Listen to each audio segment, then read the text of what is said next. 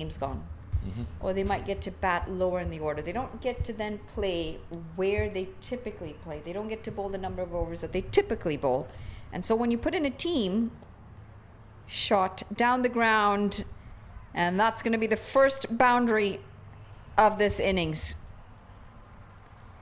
When you have a team of them in there, they're then allowed to play in the roles that they typically play. And I think that's very important, especially when you're trying to give them exposure, because exposure doesn't mean just being around a team. Exposure is being around a team and being able to do this right there, being able to take on a top bowler and striking them down the ground for 4 runs like that. That gives confidence like no other. By the way, let's not sell them short. We'll talk about that team after the over is finished. In fact, that's a ball dropped into the slip cord and no run. End of over number 1, 5 without loss. Let's talk about the youngsters for a second. Adnit Jam. Brilliant young player out of St. Louis. Saw what he did in the U19 World Cup not too long ago. Just absolutely brilliant stuff. Scored a century, if I'm not mistaken. Ansh Boje, Sahar Shwetan, Amagar Pale. All young up-and-coming players. Sahar Shwetan from the North Carolina area. Ansh Boje from Dallas. Amagar Pale from the West Coast. Aaron Nadkarni right here in the Houston area. Utkar Shrivastava also from North Carolina in as captain. Then the bowlers, Sahil Garg, Shivshani, Arya Garg, and Vatsal Vagela. Just really solid youngsters. And again, they have the talent that allows them to compete at this level in this tournament. But the bigger issue for me is the development that they get from being able to play with the players of the caliber on the Clarion Eagles. And you do have a lot of that young talent, don't you? Recently, I guess not so recent anymore, it was last year, but you, and by you I mean USA, sent 2 full squads to the under-19 Super 15 in the West Indies, and that was prep for the upcoming under-19 qualifier that was played about a month or so after that. Canada was also in that qualifier, US taking the only spot to the World Cup. But just goes to show you the depth that there is in the youngsters up and coming here in the US. We talk about pathway, and we've highlighted some of the struggles with the pathway, but when you've got pathway producing good players, there are positives there as well.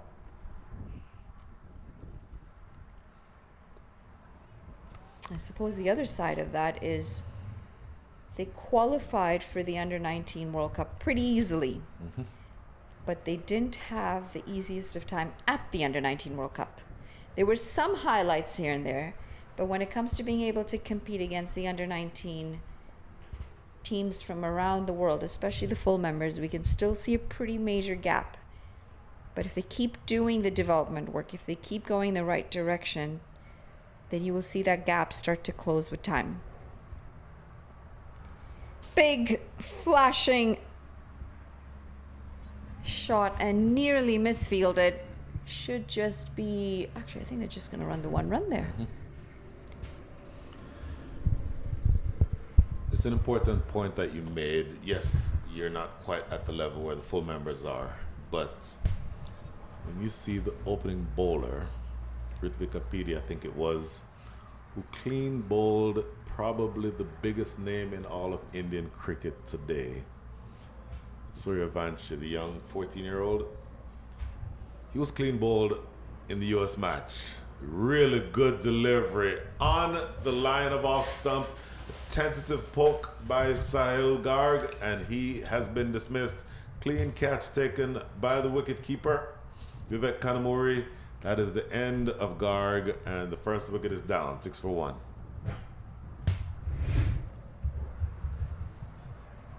This line, that's really a good line. On that 4th stump line, Abhimanyu Lamba, the bowler, and I'll tell you, even though he's wearing Mukhtar Ahmed's jersey, looks nothing like Mukhtar Ahmed, but he absolutely delivers a peach of a ball there on that off stump line. And the thing about Arya Abhimanyu Lamba that makes him difficult to play is that he is unorthodox in the sense that he swings the ball into the right-handed batter. Most fast bowlers, right-handed fast bowlers, swing the ball away from the right-handed batter. So as a right-hander, you're in two minds if the ball is on the line of fourth stump, because you're not sure if it's leaving you, but this one essentially not leaving him, going on straight with the arm, and as a result, he played inside the line that finds the outside edge, and the nick goes through to wicketkeeper Vivek Kandamuri. So a good piece of bowling by Abhimanyu Lamba, and the first wicket down, 6 for 1.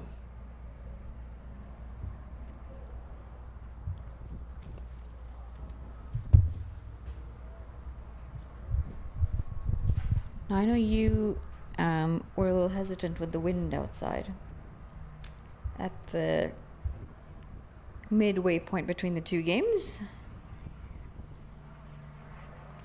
But it was a very nice walk. 3 quick laps in. The breeze was very refreshing.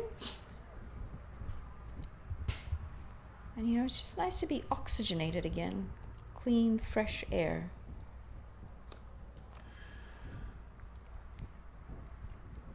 My responsibilities extend far beyond the cricket field, and so in that gap of time between the two matches, I was otherwise occupied. I'll leave it at that. You are a very busy man, but that is very well played. Absolutely top notch. Driven in the gap for yet another boundary. Proper cricket shot here from Adnit Jam. Full outside the line of off stump, and a proper off drive. High front arm. I don't know if we can take another look at that shot. Look at the front arm. Look how high that front arm is right there, and just driven through the offside. You raise that high front arm to keep the ball down. Plays it just on the up, but not in the air. That's a really excellent piece of batting by Adnit Jam. And a good delivery to end the over. 2 overs gone, 10 for 1. I'm quite keen to see how this innings is going to go.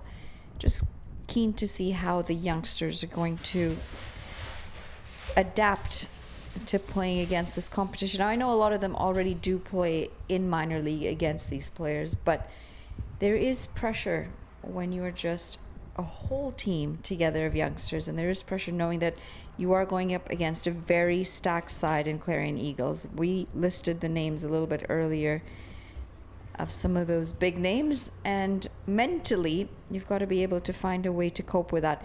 That being said, having followed a little bit of American cricket over the years, I will say there's something very American about your sides, whether it's the under 19 boys or girls, whether it's the senior side, men or women. And when I say there's something American about that, it's the attitude of we are the best and we're going to win. And that's refreshing to see, because you want to see that in competitors. You want to see people believing that they can be the best. Agreed with most of that. Second over here being bowled by Wahid Arman. Spanked away into the deep for 4. That is a good looking shot. Ball really just sort of sat up and begged to be whacked, didn't it? And Amogar Rapala cashing in toward mid-wicket. I said I agreed with most of that. Where I would disagree with you is with the first several comments that you made when you said that there was pressure on the youngsters playing against these teams, or this big team. I could not disagree more. There's zero pressure on them. They're supposed to lose this game. And in the sense, I'll give you a perfect analogy. I don't remember exactly which women's player was playing in a charity match. She's Australian and playing against Brian Lara. And she came in and she bowled to Brian Lara. And Lara is facing and batting the way you expect Brian Lara to bat. She trapped him LBW. Now, if he hits her for 6 sixes, that's what's supposed to happen. He's Brian Lara. But if he gets dismissed by her LBW, that's the story. The story isn't here if the Clarion Eagles win or if the Clarion Eagles dominate. The story would be if they were to lose. So if the youngsters lose, that's what's supposed to happen. That's why I think there's no pressure on them. What? That's not... Can't quite hit the gap. It'll be a single. That's not quite what I mean by pressure, though. I don't mean pressure of winning or losing. Okay. And what I mean by pressure is predominantly the fact that they are competitors. And from a competitor's mindset, you never want to do poorly. So for them personally, as much as cricket is a team sport, it is also a very individual sport. They will want to go out there and do well. And they know that they're going against top side. And with that in mind, they've got to be able to then control those nerves, control that pressure mentally to still be able to perform for themselves. Okay. So very similar to what you said. Actually, that example is perfect with Brian Lara. And for Brian Lara, believe it or not, in his mind, he would have been stressed thinking, I don't want to get out by a woman here. But in her mind, she's got pressure because she's thinking, I'm representing women here. I want to make sure I do a good job. So there's definitely pressure on both sides. In the gap, how exquisite is this shot? Opens the face, puts it in the gap, and it's going to be a boundary. Yet again, 2 boundaries in the over so far. Exquisite, but the player at backward point does not move until the ball passes him. So I don't know if he wasn't paying attention or maybe just didn't react in time, but he literally does not move until the ball has gone past. Maybe would not have gotten there anyway, but that's certainly not something that you want to see happen.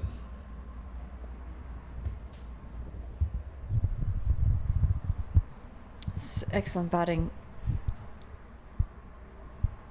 Amog Arapali. 3 overs gone, 21 for 1. Impressive because he's been able to pick the gaps in the offside one after the other.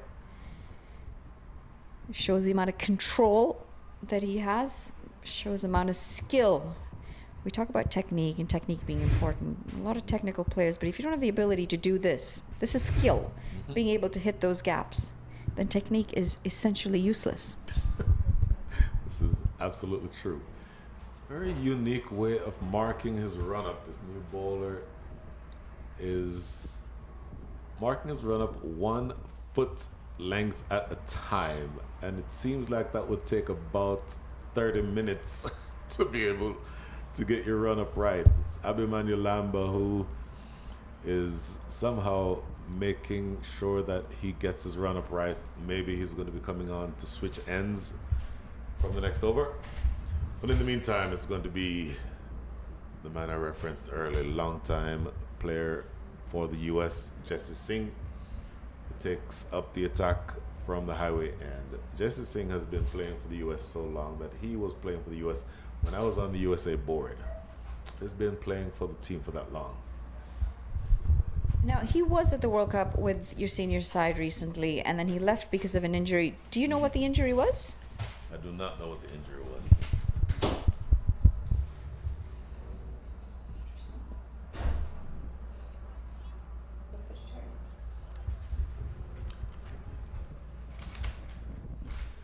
If I remember correctly, it's certainly something related to his legs. It might have been a strained thigh or something along those lines. But when he gets it right, Jesse Singh, he's very difficult to get away. Never was express pace, and now in his middle 30s, he's not going to blow you away with pace, but what he does is generate just about enough swing, strong shoulders, and if you're not careful, you can essentially be at risk of being bowled because he generally is wicket to wicket, bowls a fuller length these days, and can be difficult to get away.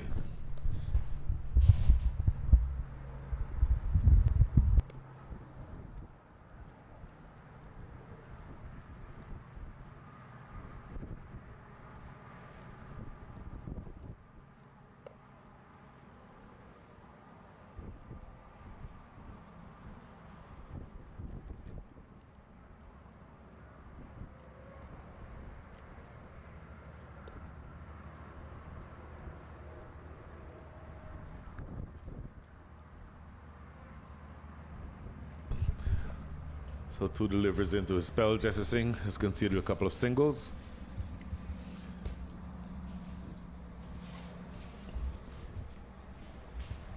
Half-hearted appeal.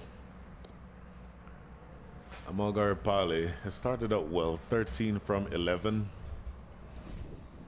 Adnit Jam, non-striker, 6 from 5. And the youngsters, 23 for 1, starting out here. 2 deliveries into, make that 3 deliveries into over number 4. So you're exactly 99 balls left in the innings, 23 runs on the board, scoring at the rate of 6.57 and over, which is handy. That will get you to 131, assuming that you're able to maintain that exact scoring rate throughout the entirety.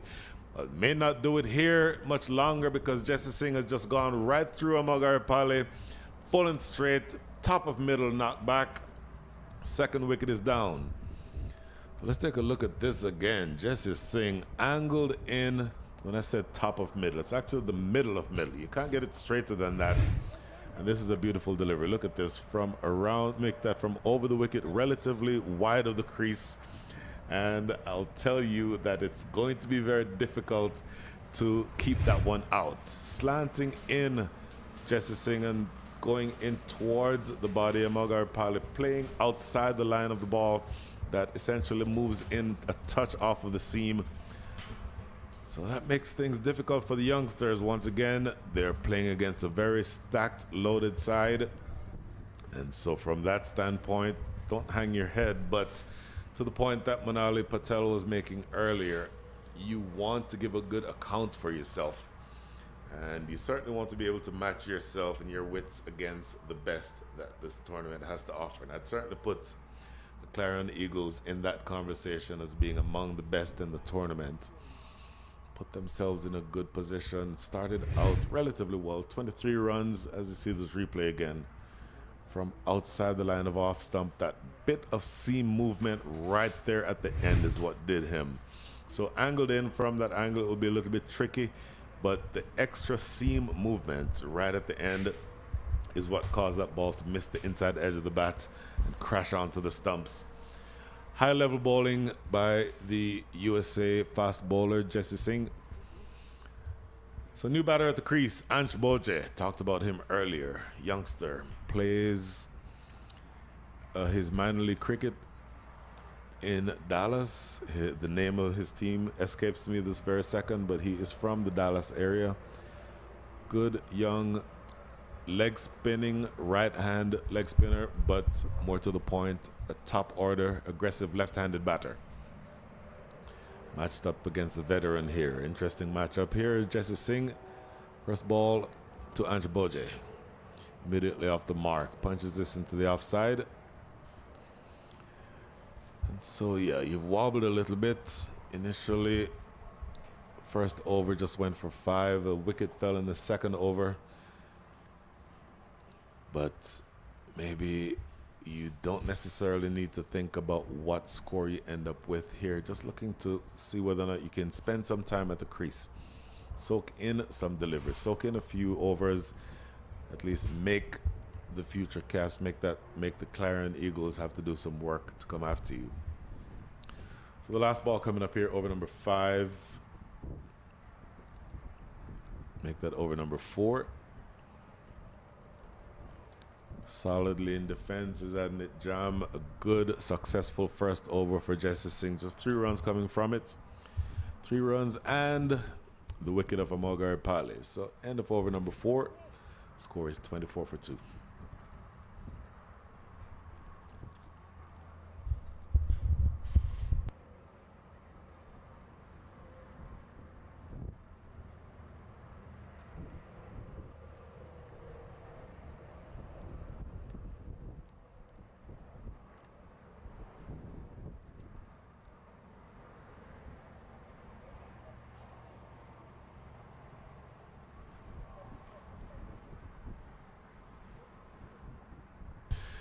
So 24 for 2, 4 overs in the books.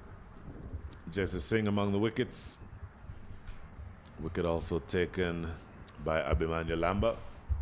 So both wickets that have fallen have come from the southern end of the ground. And just as I suspected, it is Abhimanyu Lamba who is taking up the attack now from the forest end, the northern end of the ground here in Prairie View.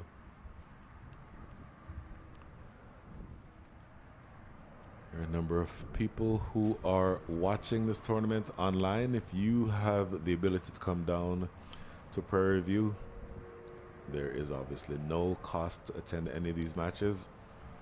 You may want to bring something to sit on. We don't necessarily have a whole lot of infrastructure that you'd expect at a full cricket stadium, but in the moment, when you have the ability to come here to Prairie View, wonderful area that it is, feel free to come. Bring a chair, bring a drink, bring a snack, if you will, for Manala Patel, and watch some free cricket. Abhimanyu Lambo back into the attack. And by the way, if you're following online and not able to come down and watch, if you'd prefer to just stay following online, feel absolutely free to drop a comment or two on that chat function on YouTube. More than happy to carry on a conversation with you. If you had a question about something relating to the match, cricket in general, maybe about Manala Patel's experiences as an ICC trainer and certified coach, or I don't know, anything else relating to, if you have something that you'd like to add. Speaking of something that you'd like to add, no, Vishwas Iyengar, have not been ignoring you. That is powered away into the deep for 4. And that young man who just played that shot, Ansh Boje, plays in the DFW area for the Metroplex Tracers. And the reason I know that, or am reminded of it, is the reminder that I just got from a young man who, yes, you're still young, Vishwas. Vishwas, who now lives in Houston, lived in Austin for a while, played cricket with and against me for a while. But thank you for the reminder, Vishwas. In any event, that's a good-looking attacking shot from Ansh Boje, and then this is good cricket from him also, just dropping it into the offside. Always good to follow up a boundary with a single. You're not looking to overhit the ball, just work it into the gaps, pick up the opportunities to score runs where you are. And I will tell you that in many ways, as I said earlier, even though there is a tremendous advantage that the Clarion Eagles have when they step onto the field in terms of the talent, it is still an opportunity for the youngsters to make a name for themselves. And I think that opportunity will present itself throughout this tournament. In the air, straight, Harmeet Singh after it. Don't think it will have the legs to go to the boundary, but a couple more runs for Adnit Jam. Up to 8 now for him. And he and Ansh Boje looking to recreate something resembling some, let's call it momentum. It's not very difficult to get going against a good bowling attack, but these youngsters are looking to, in some ways, get their feet under them. Maybe not be overawed by the moment, but just see the number of ways that they can get something going here. This is also good cricket. Evidence of that, where you just drop it into the offside and take off for a single. You don't need to attempt to overhit the ball. And of course, if they're youngsters, and these are all very young men, then you can sprint those singles the way that you can expect young men to do. So just one ball remaining here in over number 5. This is, of course, a regulation T20 match. The power play is the first 6 overs of the innings, which means that you have another 7 deliveries of power play ball. Men outside of the circle are down at deep backward point and deep fine leg. Ansh Boje wanted that one. It was in the slot, and he absolutely drills it for the first 6 of the innings. That looked good. Abhimanyu Lamba leaves this one in the slot. And in the slot is where Ansh Boje can excel, because he just hits straight through the line, did not in any way try to overhit it. Just look at this. Head still. Oh, I want to see a replay on that again, because look how still his head is when he plays this shot. Many batters, when they play this shot, they lose their shape. But if we have the opportunity to go back and look at that shot one more time, look how still his head is when he plays the shot. Because that, to me, is the hallmark of a batter who knows that the more still you are, the less. Look at his head here. Look how still his head is when he plays that shot. That is just clean as a whistle. If you're trying to overhit that ball, your head sort of goes toward the sky when you play that shot. But he does not do it here, Ange Boje. Just keeps that head amazingly still. And the sweetest of drives down the ground for the first 6 of the inning. So 5 4s and a 6 for the youngsters. And they are not going to take a back seat to any of the big names against whom they're playing. Jesse Singh about to start the last over of the power play as we welcome back to the commentary area the great Manali Patel. Outside edge and gone. And that quickly, as soon as I say that, Jesse Singh strikes with his second wicket in as many overs. Outside edge of Adnit Jam's bat found. And wicket keeper, look at that, really good delivery there. Wicket keeper Vivek Kanamuri collecting that edge just off the bat. And by goodness, that is wicket number 3 that falls. So a little bit of a partnership was starting to develop. 11 runs came from the previous over, but here Jesse Singh strikes back for the Clarion Eagles, 38 for 3.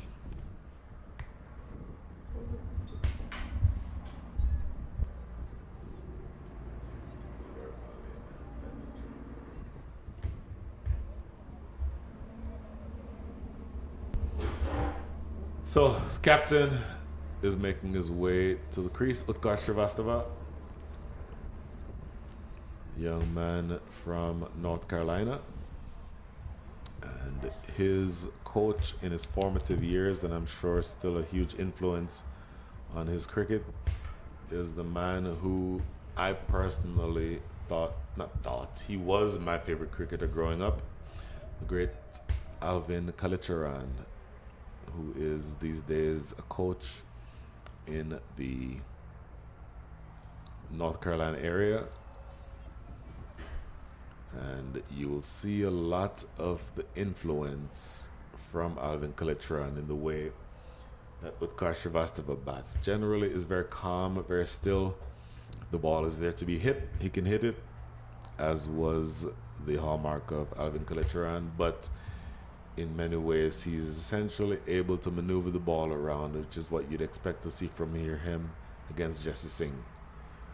Oof. Played with very soft hands. That is a very good shot for 4. It may not look like it was a very good shot. What I mean by that is that the outside edge of the bat was found, but look how softly he plays this. Very soft hands. And so what ordinarily could have flown toward the slip fielder does instead stay on the carpet and roll all the way down to the boundary for 4. So immediately off the mark here, the captain played this again with very soft hands and just makes sure that you don't want to push out in front of your body at the ball. Just playing it soft enough in such a way that it does not carry to the fielders in the slip cordon. Yorker length this time. Played it into the leg side. So a good positive start for Utkarsh Srivastava. Struggling just a little bit last over here in the power play. 3 balls remaining in this power play. Jesse Singh, 1.3 overs, 2 for 8, has come to the party. Now, Ange Boje is naturally aggressive. There's a fielder down at deep backward square leg. Jesse Singh does not like to be dictated to, so I would not be surprised if he tests the middle of the pitch at some point to see whether or not that fielder at deep backward square leg can come into play. Oh, outside edge found. He went short, but short and a little bit wide. His follow through, Jesse Singh takes him to within a few feet of the batter himself. But genuine outside edge, and really Ange Boje pushing away from his body. Had there been another slip fielder in position, that fielder could have been in play there. Ange Boje will want to play that ball a lot closer to his body. You either leave that alone or you flash hard at it if you're going to play at it. But on this occasion, it doesn't cost him his wicket. Easily could have in another day. That's a ball that could potentially end up at gully. But you're going on full attack here. Clarion Eagles 9 from the over already, but Jesse Singh is hunting for more wickets. Manali Patel.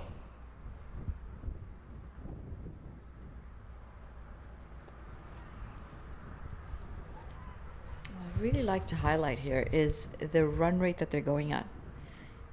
Almost 8.3 runs and over despite losing 3 wickets. The intention is very clear. The aggression is there. And yes, it is calculated as well. It's not just throwing their bat at everything. The impressive part is the way they've paced the innings so far and the overall intent in the batting.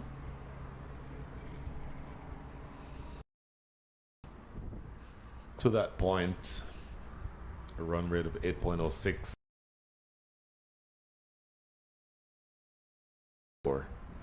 Particularly against this bowling lineup. Looks to slash this one away, Ansh Boje. Not able to get anything on it. Good, successful over by Jesse Singh. End of the power play. 9 coming from that over. End of the power play. Future Caps, 47 for 3.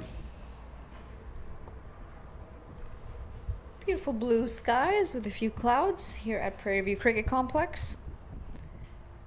And don't be fooled, it's not as calm out there as it looks. It is actually very breezy.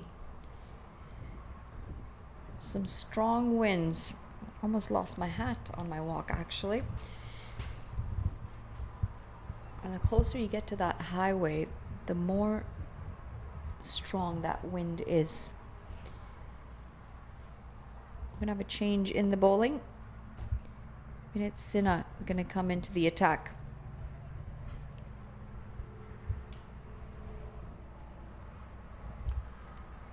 Vinit Sinha.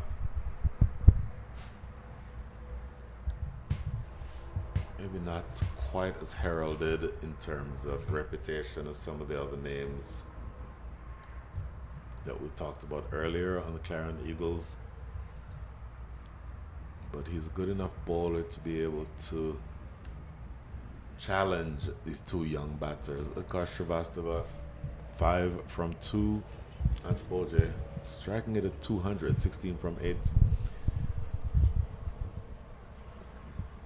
Not going to get a single there. Look out. Oh, I'll tell you what, had that been a direct hit, Harmeet Singh typically hits from that range. You don't want to go stumbling out of your crease in that way. Take a look at this. Seen a couple of moments of indecision between these two now, and he would have been gone by quite some distance. Got to try and communicate better with your batting partner. I like what I've just seen. They've gone down, had a quick chat. You want to make sure that you don't lose wickets in that fashion. That's a waste of a wicket.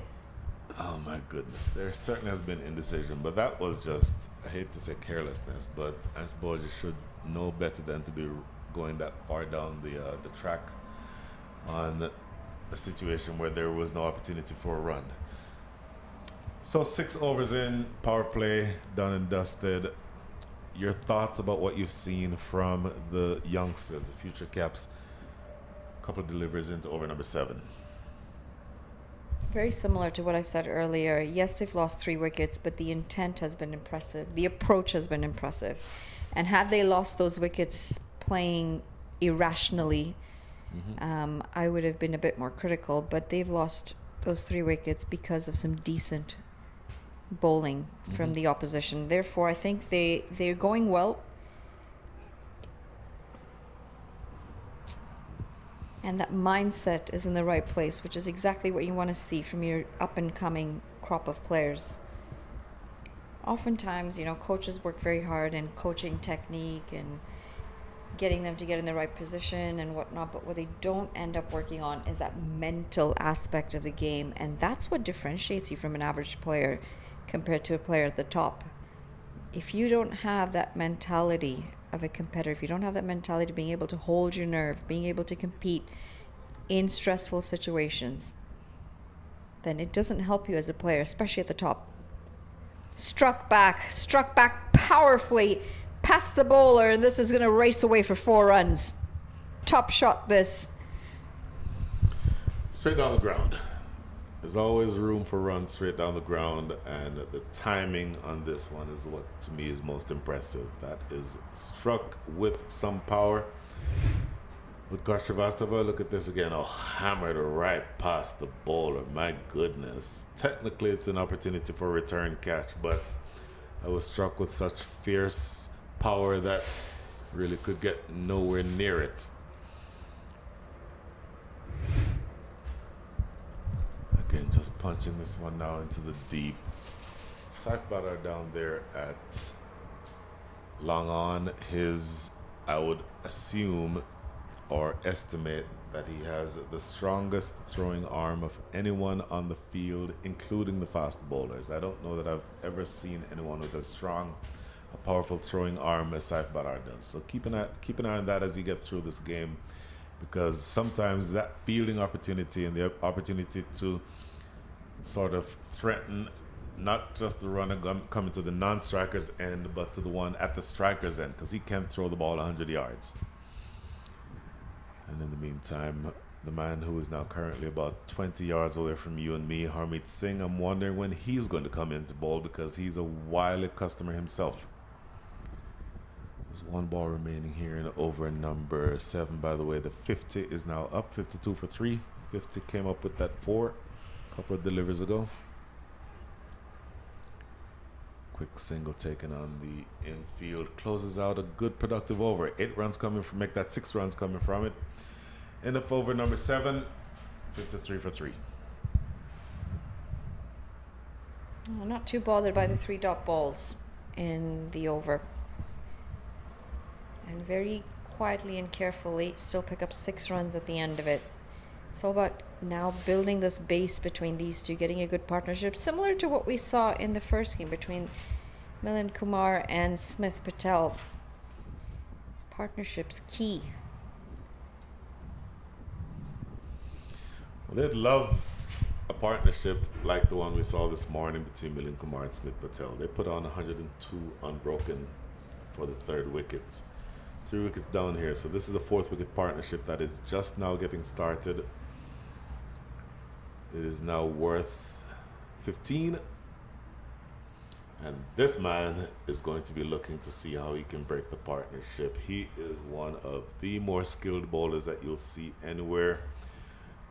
His regulation delivery is a leg spinner, typically turns it into the lefty away from the righty. He'll be bowling here to Ansh Boje, but he can bowl the googly, he can bowl the flipper. He has so many different varieties. Always among the leading wicket takers in any tournament he's a part of, to include the World Cup where he competed for the US a couple of months ago. This is an interesting matchup here for Ansh Boje.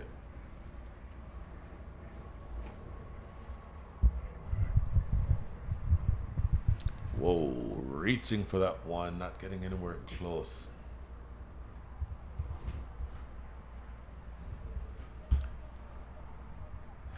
Around the wicket to the left-handed Ansh Boje. So the regulation delivery, the regulation leg break would be an interesting one, turning in from around the wicket. Pay attention to the varieties that he has though, because he has the one that leaves the left-hander also. My goodness, well, that went for 4. I'm expecting for that just to be a punch into the offside for a single. It never loses pace across the turf. What a boundary. I must say, I really didn't think this was going to run away for 4. I thought the fielder would have had this cover, but that is, first of all, it's a poor effort in the deep. I think he could have done better to get down. But that being said, how sweetly was that time to run away for 4 runs?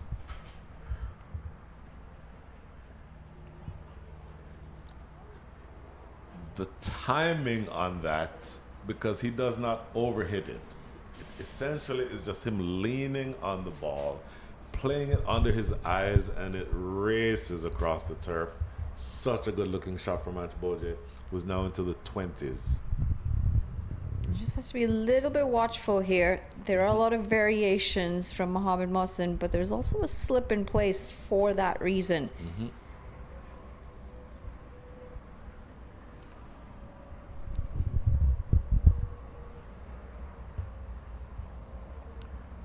In the air, a couple of bounces down to long on.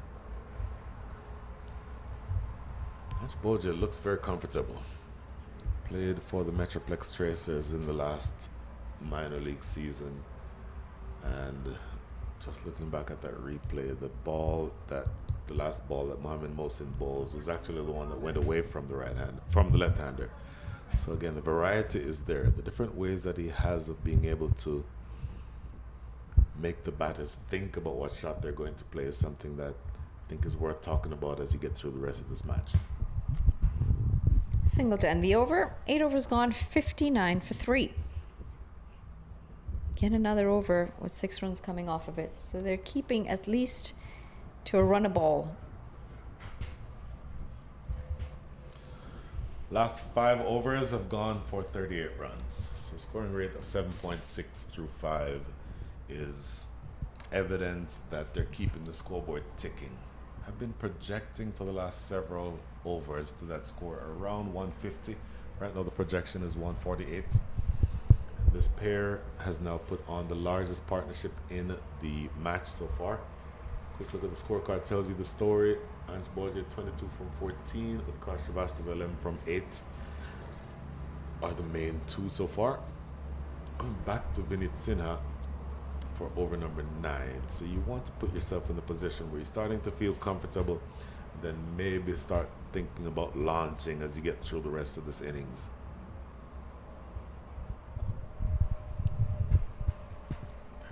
Easily played down the ground here for Utkarsh Srivastava. The captain will know that he is needed to bat all the way through. Obviously, you're playing against a side that is very, very balanced and very loaded, has talent all the way through. But to whatever extent necessary, you still have to put yourself in the position of putting or thinking about putting up a total that your bowlers can at least attempt to defend. Oh my goodness. The less said about what you just showed me, the better as we get back to cricket on the field of play. Ooh, that's well bowled. Tell you what. Cramped for room, difficult length, excellent delivery. Just for why you pay attention to this stuff, Manala Patel. You know what? Another one that goes through to the keeper, because I, under no circumstances, I'm going to spend a second paying attention to that. Watch Harmeet Singh down here at deep mid wicket. He might be in play eventually with Ansh Boje batting.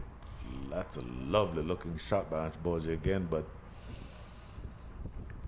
he is somebody who does not like any dot balls. His strike rate is almost always going to be above 100, and regardless of what his score is, in almost all circumstances, he's going to be making sure that he keeps the scoreboard ticking. You mentioned Harmeet Singh fielding in front of us. He's just gone into the 30-yard circle at the moment, but he's wearing some really bright blue shoes, isn't he? They're colorful, very much like that graphic we saw yesterday. Worked way into the deep. Oh, expertly fielded down there though. Effortless shot. He's really, both of these batters just have talent. They strike the ball clean, and looking back at where he played that shot from, that's from middle and leg. If most batters, or many batters, will try to go across the line with that and end up losing their wicket where the bowler LBW. He does play that shot with a very straight bat with Kar Srivastava. And in my mind, that's why he was not dismissed from that last ball. It was potentially a wicket-taking ball.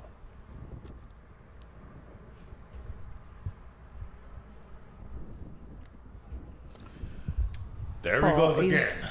That's the shot I was looking for him to play. That's why I said earlier Harmeet Singh was going to be in play, because that is one of his favorite shots, Ansh Boje. This time he hits it out of the screws for 6. My goodness, he's latched onto this.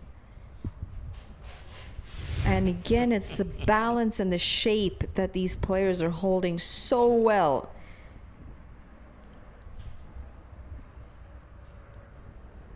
Amazing shot. Absolutely amazing shot.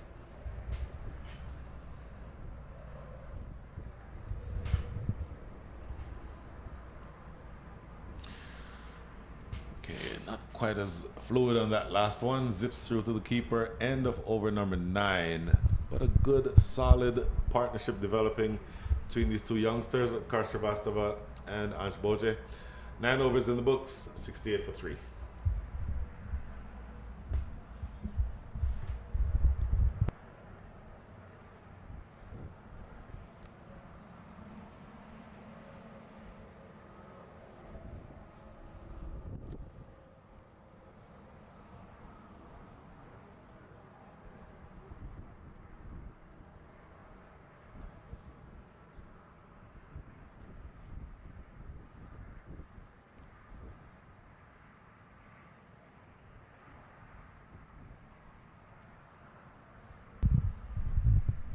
Mohamed Mohsen back into the attack. Did you try your hand at some leg spin? Are you genuinely asking a Jamaican if he's ever tried to bowl leg spin or spin of any kind? Well, you know, as kids, we try a bit of everything, you know, with a sport. I'm just wondering if you might have given it a shot at some point. We say in Jamaica, a spinner is a bowler who cannot bowl fast.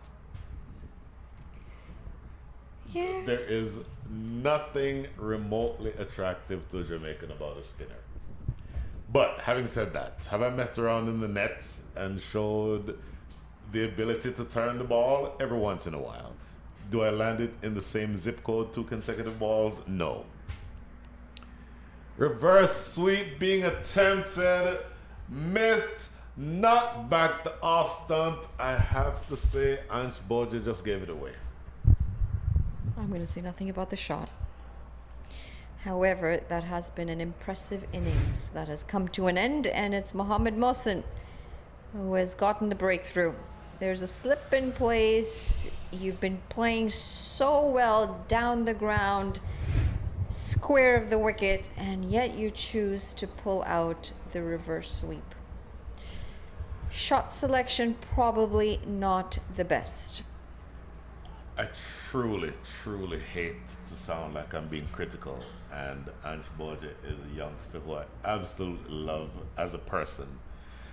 I think you put yourself in the position to bat through this innings. He did not look in any way troubled by any of the bowling. And every shot that he played, he was playing with precision. When he needed to play with power, he played with power. He was looking really, really good. I think if he goes back and studies the tape and watches how he bats in this inning, he will knock himself in the head for not being able to bat through this entire innings, because as good a bowling side as this is, Ansh Boje was not troubled by the bowling at all.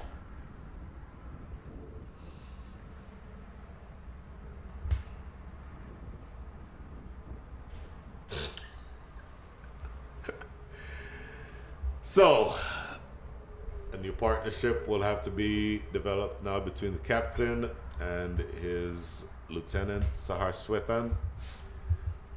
Excellent young batter out of North Carolina as well, Sahar Shwetan. I remain flummoxed, Manala Patel, at the graphic that you just showed me on your computer, on your phone, and I am amazed. But anyway, back to the action on the field. A single to start off with here for Sahar Shwetan. I've always had trouble saying his name. Sahar Shwetan. Sahar Shwetan. Thank you. Mohamed Mohsen now has 2 righties to bowl to, which is another reason why I'm a little bit disappointed at that dismissal, because it always makes things more difficult on the bowling side if you have a lefty and a righty at the crease at the same time. Slower through the air, good delivery, and a good clean pickup in the steal a single at the same time. 3 singles to close out over number 10 halfway through the innings. The score is 72 for 4. Still at above 7 runs and over. And trying to keep up with a decent run rate to set themselves a respectable total. Got some decent bowling too, haven't they, this side? These are the wickets that we've seen gone down. At least one of the wickets, anyway. Abimanuel Lamba is the man who has a wicket under his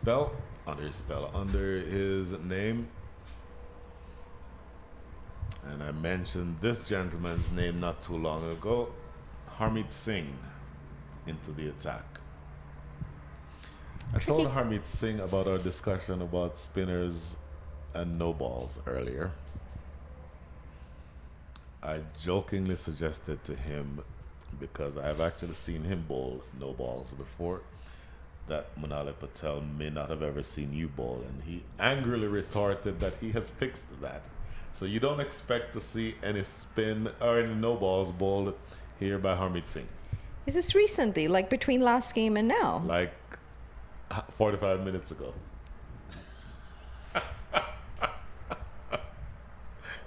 Well, now we're going to watch even more closely, aren't we? Got the magnifying glasses on. We'll need a side-on angle, please. I'd love to have a side-on angle. They're those bright blue shoes. Can't miss them. That's going to help us really keep an eye on those shoes. Harmeet Singh, he can turn it, but his stock delivery is the one that drifts into the right-handed batter. And so when he gets drift and turn, he becomes that much more dangerous. Again, his control and variety are the two assets that he has. My word. Scoop shot, running down towards short fine leg for a single. Bless you. Well, he tried to hit that into the leg side. It ended up going to the offside. He's very talented. It's not easy to do. Is it something you practiced ever? Not ever. There's a lot of you haven't practiced here, Brian. Including leg spin. I once was trying to bowl a leg spin, and I'm a lefty, so I'm expecting to pitch and turn in, and somehow bowl a googly. It went away. Like, whoa, how did I do that? That's an excellent delivery. I don't know how that has missed that off stump. Just shaves past it. Grip and turn. A little bit of bounce too, so might have missed the off stump on line as well as length. Look at this. Drifting in, and here's the turn. Oh, beautiful. Absolutely lovely delivery from Harmeet Singh. Just one run conceded in his first over so far. One more here. Placed in the gap. When you played, you said you were an all-rounder. What kind of bowler were you? I was a batting all-rounder, part-time off-spinner, but I actually did start as a leggy. Leggy? Okay. And realized it was not for me. There's a scoop shot being attempted again. This time it comes off, maybe not quite the middle of the bat, but it's a productive shot in the sense that you get a single for it. 3 runs come from over number 11. 7-5 for 4. It's a very difficult bowling art, isn't it? Leg spin. And always amazed at those who can do it well. Situation so far on Boje, 29 off 18. Srivastava was still out there, 16 off 17. Got a ways to go, but they have lost 4 wickets. The future caps. I'm surprised it doesn't say future stars. Caps in the sense that these gentlemen will eventually wear the USA cap. Oh yeah, no, I get that, but right. I just think it'd be very American if it was future stars. Maybe you have 2 teams. One is the future stars, the other is the future stripes. Hey, you guys love your stars and stripes, so I would not be surprised one bit. I'm surprised that it doesn't say stars. Oh, goodness. Do you have a flag on your lawn? An American flag? I'm surprised you don't. I always find it so common to see American flags on people's lawns, like everywhere. Some bunting hanging on the front porch. Back to the cricket. Well This played. is a reverse sweep that races away down to deep backward point for 4. This is very well played. Again, reverse sweep can be very effective. Difficult shot, but you've got to be able to pick the right delivery. And you've got to be able to play it well. Now, Mohamed Mohsin with a really wily mentality, and he does not like being hit. But again, he has a complete bag of tricks that he can use at his disposal. And so the response to that delivery is one I'm interested in finding out here. A little bit of a delay. We'll wait for the ball to be retrieved. Maybe we can go through a few stats. Launch phase, 6 overs. The first 6 overs of the innings. The future caps scoring at the rate of 47. And there are a few highlights. Let's see that reverse sweep again. Let's see where this ball goes. Maybe it goes under the fence. I didn't think this would have gone through because there is a fence there. There is a fence, but apparently, right there, went through under the fence. There. Well, they're looking for it on the other side of the fence, and I have a feeling it's... Oh no, Is it? In fact, they've already retrieved it. It went There you under the go. fence and came through on the outside. So let's just say that the we call those snake balls here. Hit it in the bushes this time of the year. You're not just dodging bushes. You're also dodging rat snakes. You're dodging potentially rattlesnakes. Maybe a coach whip or two.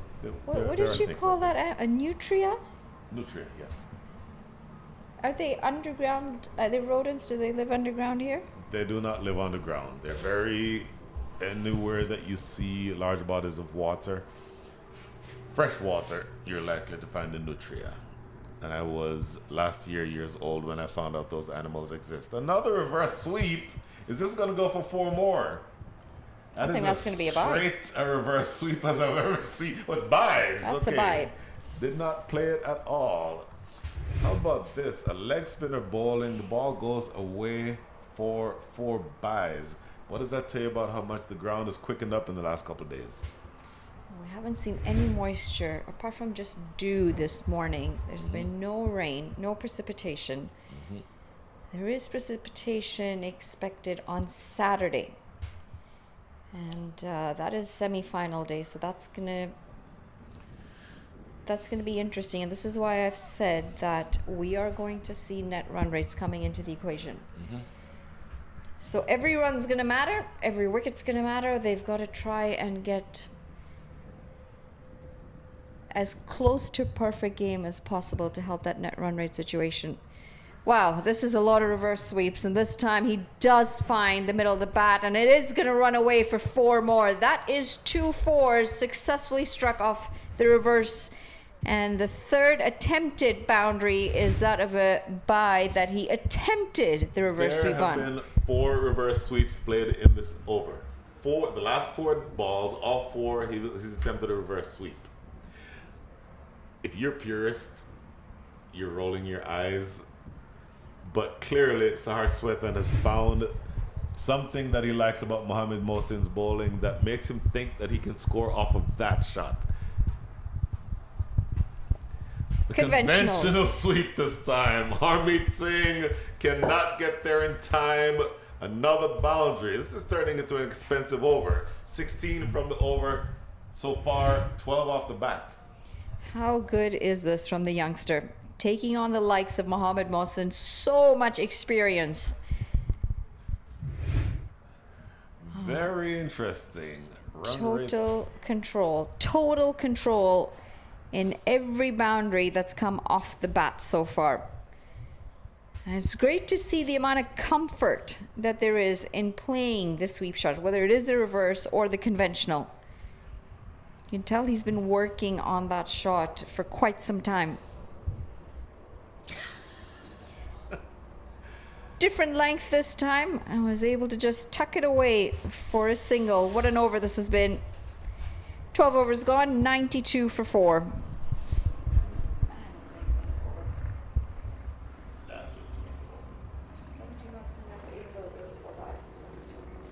4 straight reverse sweeps. That's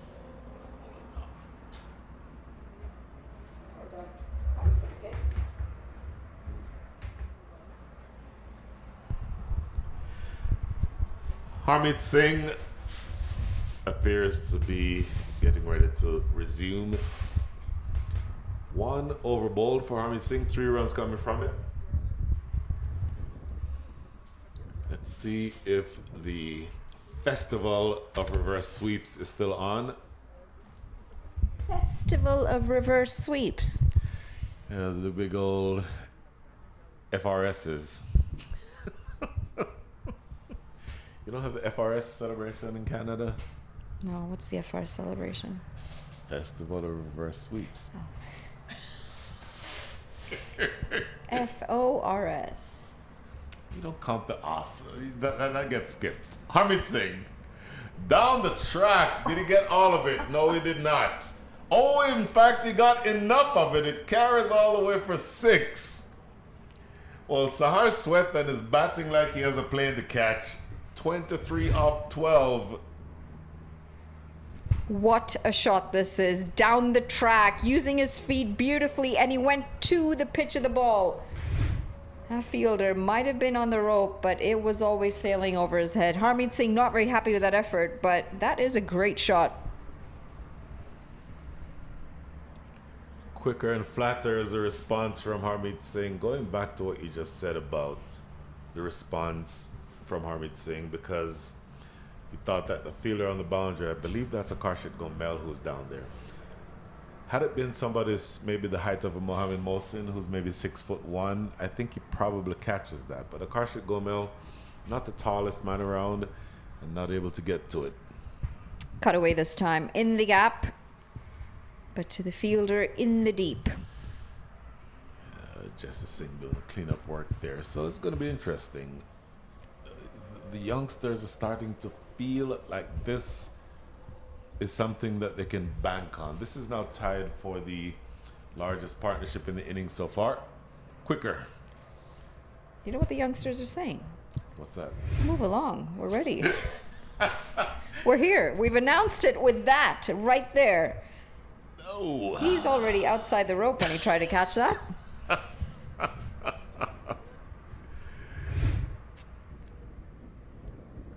Very impressive. And great signs for the future of cricket in USA. It may not sound like much, but the very first partnership in this innings was 6. All the other partnerships since that have been double figures. Second wicket partnership 17, third wicket partnership 15. Those two are middling. Fourth wicket partnership 31, and the ongoing partnership with that single is now the highest partnership in the innings, 32. And you wonder whether or not they can continue doing that. For me, the most important thing is that I want them to make the Clarion Eagles take their wicket as opposed to giving it away. Single closes things out over number 13 is done and dusted. 100 up now, 102 for 4. Look at the wickets that have fallen. Couple of catches behind the stumps. First one here by Abhimanyu. Sahil Garg, the first to go. Yep. Amogarapalli, followed by Adnit Jam. And Ansh Boye, the last one to go right there from Mohammed Mohsin. Yeah, Mohammed Mohsin will like the fact that he knocked over Ansh Boje. Ansh Boje will be disappointed that he was dismissed in that way. Down the track again, turning it into low full toss. Just be the single. Mohsin now into his 4th over. So some steady spin options is what you have here.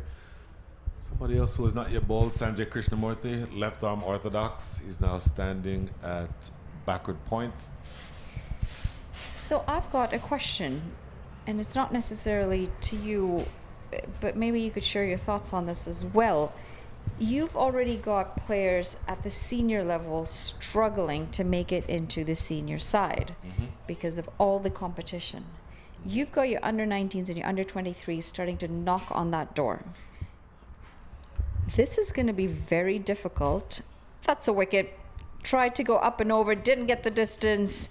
Mohammed Mohsin's going to pick up a second wicket here. It's the skipper, Utkarsh Srivastava. Gone for 19 off 21. Well, just didn't really get much on that, did it? He neither kept it down nor hit it out. I was saying yesterday when I made my reference to Sir Everton Weeks, who you did not know, that the idea is to either keep it down or hit it out. So if you think you can clear the rope, then throw the kitchen sink at the shot. If you don't think you can clear the rope, then keep it down. And he sort of did neither there, Utkarsh Srivastava. And a pretty straightforward catch in the deep by Abhimanyu Paswal. But your question? Yeah, just so you've already got enough competition at the top, and now you've got your under 19s, your under 23s up and coming. How are the selectors going to manage giving exposure to some of these youngins coming up through the system when you've already got so much competition at the top? There is a question, and it will lead to another long philosophical discussion, because number one, there's only so many spots available for the national side, and in a country of 340 million people, and maybe the number of active cricketers is around 300,000, to whittle down from 300,000 to say 15 is, needless to say, very hard. There are opportunities for a limited number of people. The bigger issue for me is being able to build a system or maintain or enhance a system like the minor leagues that allows for these players, even if they're not representing the team at the highest level. What a great delivery that one is. Outside edge found. Saif Badar with the catch at slip. One ball is all Shiv Shani faces from Mohammed Mohsin. Wicket number 6. Slip in place and perfectly executed to plan by Mohammed Mohsin here. Great delivery, because there is that extra bit of bounce as well off the surface. Turn, bounce, and a bit too much for Shiv Shani to be able to control that delivery. That's another one gone. It's 104 for 6. 104 for 6. That was the delivery that turned. He is on a hat trick, and that delivery turned away from the lefty. So the stock ball from Mohammed Mohsin turns into the left-handed batter. This one goes away. It's the googly. And boy, just no answer for that one for Shiv Shani. And unfortunately for him, his day lasts all of one delivery with the bat. And now the new batter coming in will be tasked with avoiding, of all things, a hat trick. Rahul Basu be coming to the wicket to make sure that this in no way is a hat trick for Mohammed Mohsin.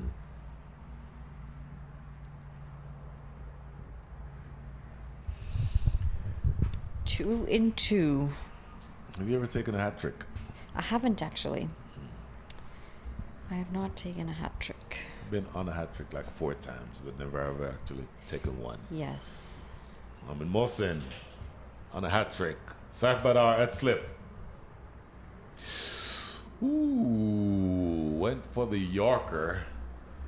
Ends up with a low full toss. So hat trick is averted. That is a positive aspect from the standpoint of the future caps. But they're slipping further and further into trouble here. 105 for 6 with 1 ball remaining in over number 14.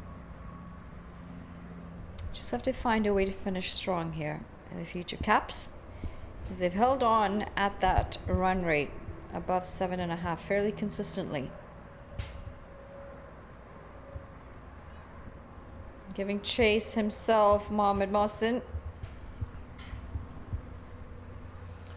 And a single to end the 14th. It's 106 for 6.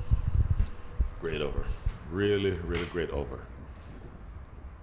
So that gives you the opportunity then to look at the difference between the phases as we look through this over here. This ball is caught in the deep, straightforward catch. And the very next position, in fact, we'll go back to that in just a second. Here we go. The next ball in the air, straightforward catch by Abimani Paswal. Then outside edge found and a safe catch by Saif Badar. So 2-2 for Mohamed Mohsin. Didn't get the hat trick, but he will not be worried about that. And I called this man's name a couple of overs ago. Sanjay Krishnamurthy, another left arm orthodox bowler, now bowling to Sahar Swethan. Very full, Yorker length almost actually. And he immediately gets a single. Just thinking about what you said about Jamaicans and what they think or thought about leg spin bowling or spin bowling in general. Yeah, exactly, right. I'm just thinking back to the era where you had the best pace bowlers in the world. Mm-hmm. And then you've also changed, and now you're in an era where your big shoulder, tall bowlers are now spinners. The era of the Suleiman Benz, for example. Samuel Badri. Who else is tall that's bowling at the moment? Samuel Badri is not tall at all. Okay, I am 5'3". Everyone's tall to me. Samuel Badri, 5'9", maybe 5'10". Suleiman Ben is all of 6'7". Yes. So you see a Suleiman Ben, you think, oh, here's a fast bowler coming in, and he's coming up left arm orthodox. Mm-hmm. Somebody like maybe a Jason Holder, who is again 6'7". He is built like he can bowl 90 miles an hour. At his top end, he's around 7 to 8, 7 to 9.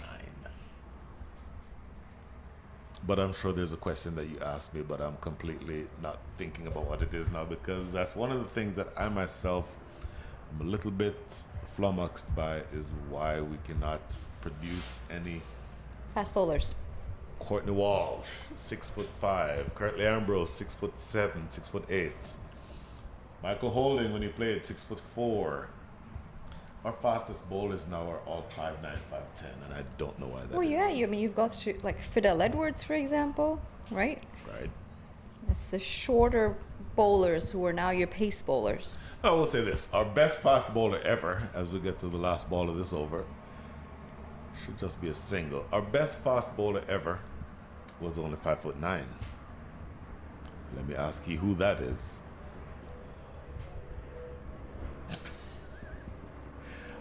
In all the lore of West Indies cricket, and you played cricket with a bunch of West Indians, with a bunch of Jamaicans yourself, men and women, you have to have an idea who our best pace bowler ever statistically was.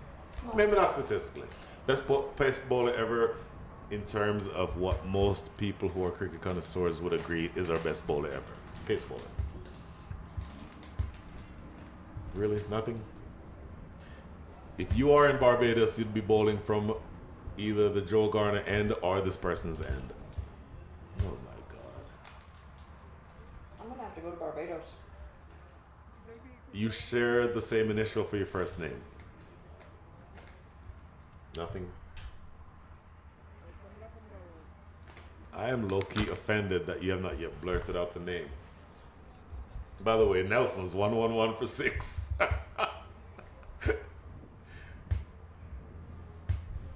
Who? Malcolm Marshall. Have you heard of Malcolm Marshall? I have. We do share the same initial, don't we?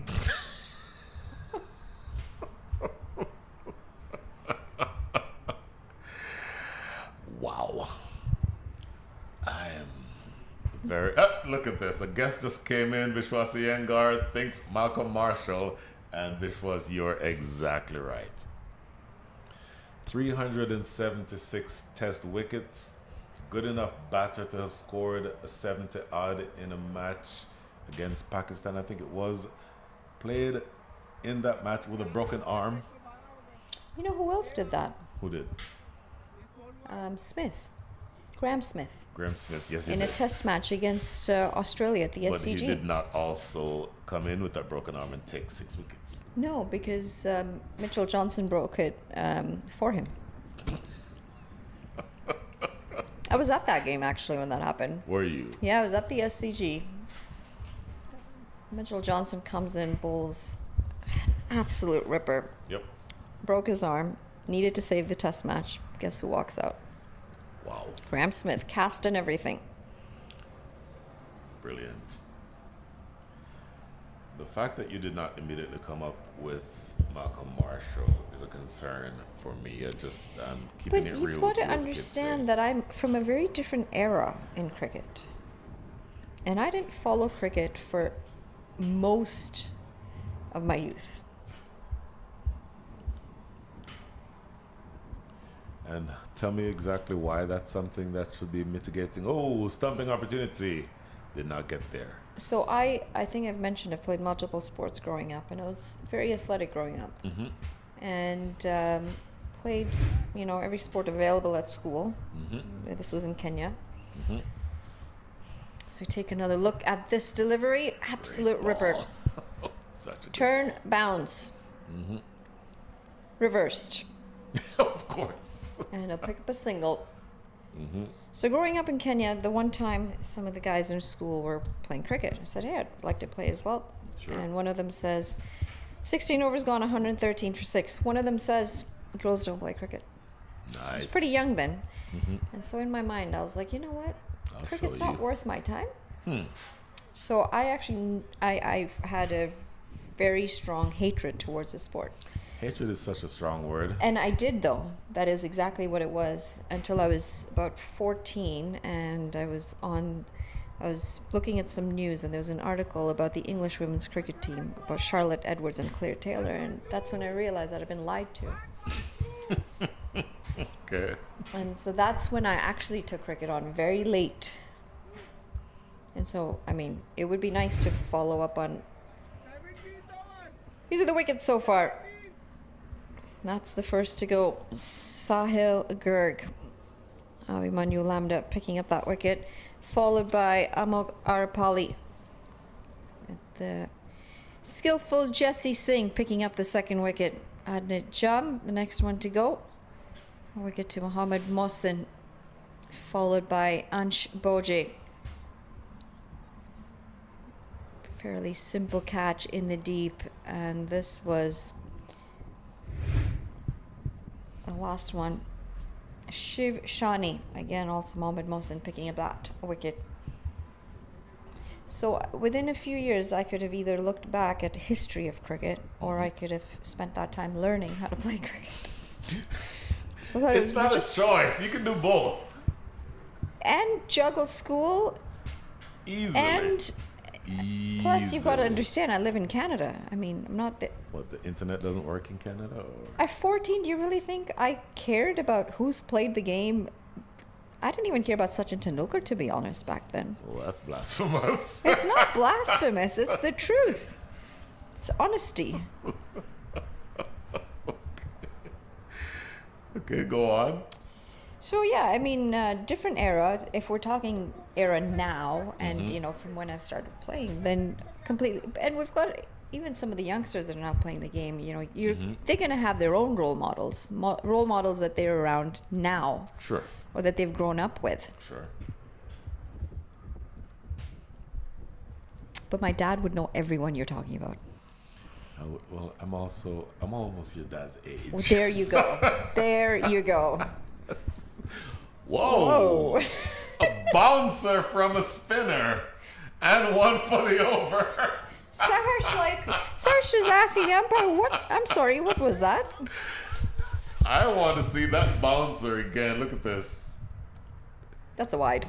It's a wide on... It's Every more account. on height. It's on height because Harshwethan walks across the crease. So the wide line ordinarily moves with him. So that would not have been a wide on line, but certainly on height. It bounces over his head. It's been a good innings, though, hasn't it, from Saharsh? 31 off 23. Mm-hmm. He's anchoring the innings into the 16th over.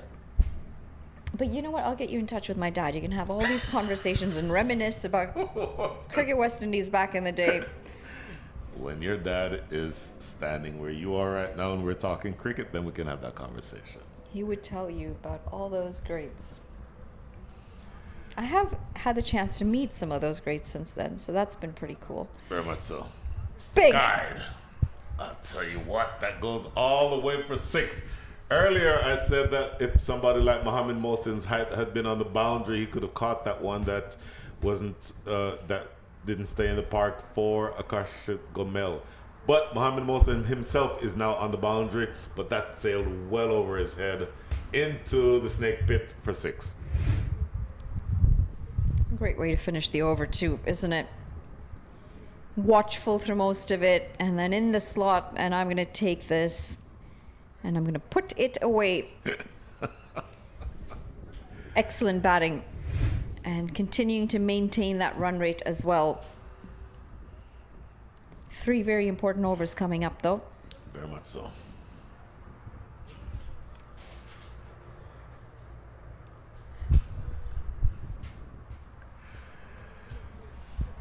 Now, of all of the former West Indian, not necessarily West Indian, of all the former professional cricketers that you've met, who is the one, or give me 2 or 3 who, oh my goodness, dear. I'll get back to that question in a second, because the festival of reverse sweeps is continuing and the base of middle stump has been struck. That is just not the right delivery to be reverse sweeping. Very premeditated. Moves very early as well. Harmeet Singh able to make that late adjustment. That is extremely full and extremely straight for that shot, and you have now been bowled in between your legs. Harmeet Singh, the experience coming out on top of that contest, and he's going to pick up a wicket to his name. 125 for 7. I hate to be harsh, and I said this earlier. I hate to be harsh, too so harsh. By definition, the reverse sweep is a premeditated shot. You'd have to think that coming into this stage of the innings, that somebody like a Harmeet Singh would be wanting to be full and straight to you. I think the reverse sweep is about the lowest potential avenue that you have for runs at this stage of the innings with that specific bowler.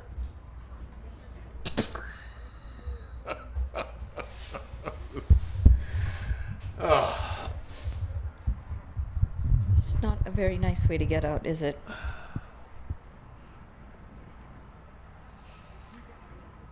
Aaron Nadkarni taking his turn at the crease and immediately getting a single here. Aaron Nadkarni, the tall, strapping fast bowler, the son of Sushil Nadkarni, former USA captain, who lives right here in the US. Sushil was the left-handed batter and a right-handed off-spinner. Aaron Nadkarni, big right-handed slogger. I hate to say slogger. He can hit clean, but he's known more as a strapping fast bowler. So pay attention to what he does when he comes to the crease, or when he comes to bowl. My apologies. I'm all over the shop. I am all over the shop. You were going to ask me a question before that wicket. Of all the cricketers that you've met as you've done what you're doing these days, who are the ones who have maybe surprised you most with how warm and how pleasant they are? Up and over and into the hands. That's going to be wicket number 8. And it's now becoming a procession of wickets towards the end of this innings. They needed to finish strong to get in a comfortable position. Just losing their way in these important overs, though. Not really getting anywhere near the middle. And a pretty simple catch in the deep for the captain, Akashit Gomel. So we talked about festivals. There was a festival of reverse sweeps as leading to a festival of dismissals at this stage. Before we're about to get this inning finished much more quickly than we were expecting, tell me the answer to the question I just asked you. To be very honest, I've met, mostly everyone I've met has been very humble, and surprisingly, just a lot of humility as well. Courtney Walsh probably stands out the most for me. Such Jamaican. a gentle giant. Jamaican. That's all that needs to be said there. No, but very, you know, just a very humble person, very down to earth, given the fact that this man is a legend. No question. But that's nice to see, and that's exactly what you want to see from people. You know, you do things and you reach milestones in your life, but the most important thing as humans is to be human. And to have that humility. I could not agree with you more. If you are in Sabina Park in Kingston, Jamaica, you're bowling from one end. It's the Courtney Walsh end. You're bowling from the other end. Surprisingly, these days, it's the Brian Walters end. No, I'm sorry.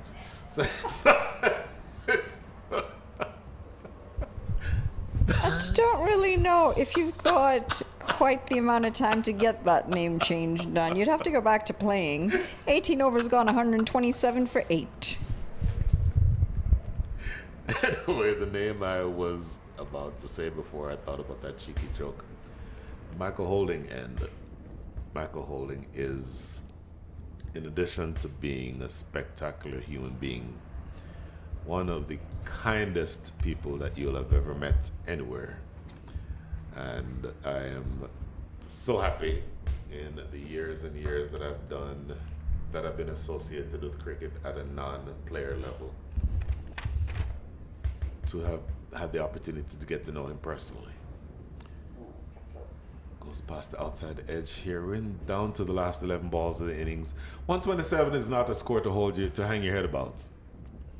But I think it could have been 167 with a little bit more, let's call it, of a judicious approach. This lands in no man's land. Aaron Nadkarni wants some of the strike. Aaron Nadkarni versus Sanjay Krishnamurthy is going to be an interesting matchup, because Aaron Nadkarni will want to test that area at deep mid wickets. Very tall, 6'1"-ish, 6'2"-ish, somewhere around there. Built like a truck, and he can clear any of the fence all the way around this ground. So he'll be looking for something in the slot that he can elevate. And Sanjay Krishnamurthy will know that. Oh, he's trying to do just that. Misses the straight ball. He knocks the stumps back. Wicket number 9. That's timber. And it's also going to bring upon the 9th wicket, as you just mentioned. Fired in. And the angle always going in to the right-hander. It's interesting because that ball, as the left-handed finger spinner, you'd expect the ball to be turning away from the righty. That ball actually pitches and comes in with the arm. It's the arm ball.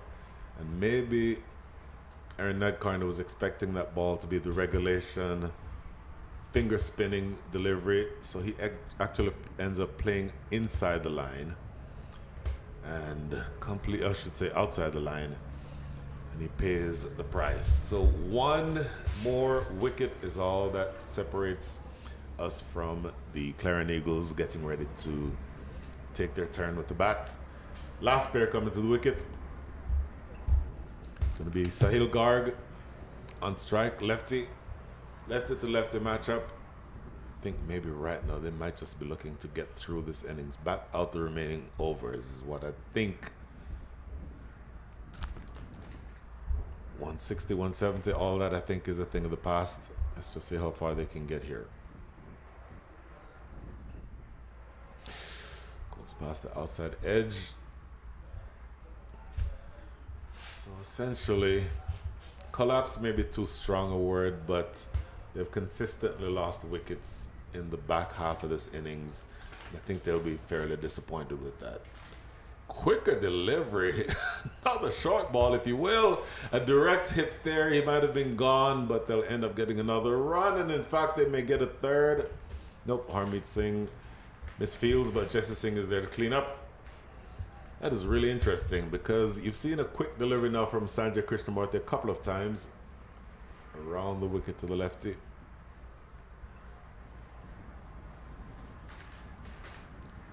Might get a couple more here. Yeah, they just jog for that second run. That should be the end of over number 19. 132 for 9 is where you are after 19. Can you somehow find a way to get 15 runs out of this last over?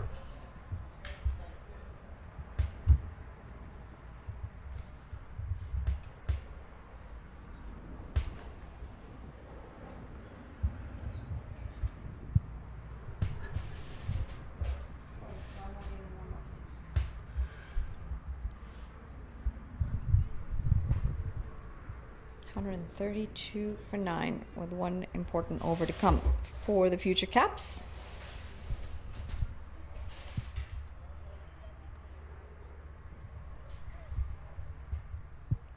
Is it pretty normal to be overcast for most of spring? I guess it's a spring for here too, no? It is spring and it's not normal. Played into the deep for a single. Most of the weather that you'll have around here this time of the year, you'll have moderate temperatures. If it rains, you'll get a good shower, but then it clears up. Typically, December, January, February is where it just stays cloudy, but you don't have that happen this time of the year typically. So anyway, the last over being bowled here by Wahid Aman. Slower delivery, well bowled. So maybe you don't get to 15, but can you get to 140? 140 would at least make the Clarion Eagles have to get into second or third gear. And maybe there is the mental benefit of having batted all the way through the innings. Down the leg side, did he clean him up? No. In fact, what happened here? Yeah, it went. In fact, he did bowl him. I missed that. Knocked the stumps back, so that is wicket number 10. My apologies, I missed that. Manali, talk us through what happens here. Bowled around the legs. And that leg stump has been struck. That's going to be the end of this innings for the future caps. They manage 133 runs, have been bowled out with 3 deliveries to spare. Interesting batting lineup because they started a bit slow, lost a few early wickets, a decent 29 off 18 from Ansh Boje, a handy 19 from Utkarsh Srivastava, but the pick of the batters has got to be Sahar Shweshtan, 32 off 25, anchored most of this innings, and unfortunately just didn't get the support that he needed at the other end. I thought the bowlers were good. One bowler who, in fact, that says Shubham Ranjan. I don't recall Shubham Ranjan bowling in this innings at all, but let's just say one bowler has gone for 14 runs and over. Everyone else with economy rates more along the lines of what you'd expect. Harmeet Singh, really good, 4 overs, 2 for 17, 2 wickets for Jesse Singh. And then Mohammad Mohsin himself, 3 for 27, returning the best figures there. So really good stuff from the bowling side. 134 is what you want for a victory here if you're the Clarion Eagles. Can they get it? We will be taking a little bit of time to see whether or not they can do that. Just let's go through a few of the highlights from this morning. A couple of edges, outside edges found, and the wicketkeeper catches. And then we saw some good fight back. That one big partnership we talked about between the batters Ansh Boje and the captain Utkarsh Srivastava, and we'll see exactly how that developed the rest of the way. But I think that the bowling eventually got the better of the batting. The middle order was looking really good for a while.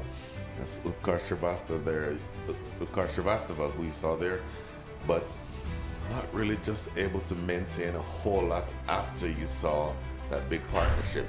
This is Ansh Boje hitting out a couple of times, tried the reverse sweep, lost his off stump, and then from there it was just regular wickets all the way down. This was a really good delivery. That over, to me, was a good one for the batting side, but then the wicket started falling. And once the wicket started falling, not a whole lot of resistance.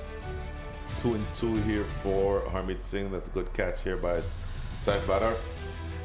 And then wickets consistently down the lineup, and nobody really able to get much on there. Yet another reverse sweep, and Sahar Smith loses his middle stump. And then going in toward the back end of the innings, pretty straightforward catch here by Karshik Gomel. Aaron Nadkarni gets knocked over, and then to end things right there, clean bowling the batter behind his legs. So it will take 134 runs to win this match. The groundskeepers will do what they need to do. We will join you on the other side of this break in about 15 minutes. See you shortly.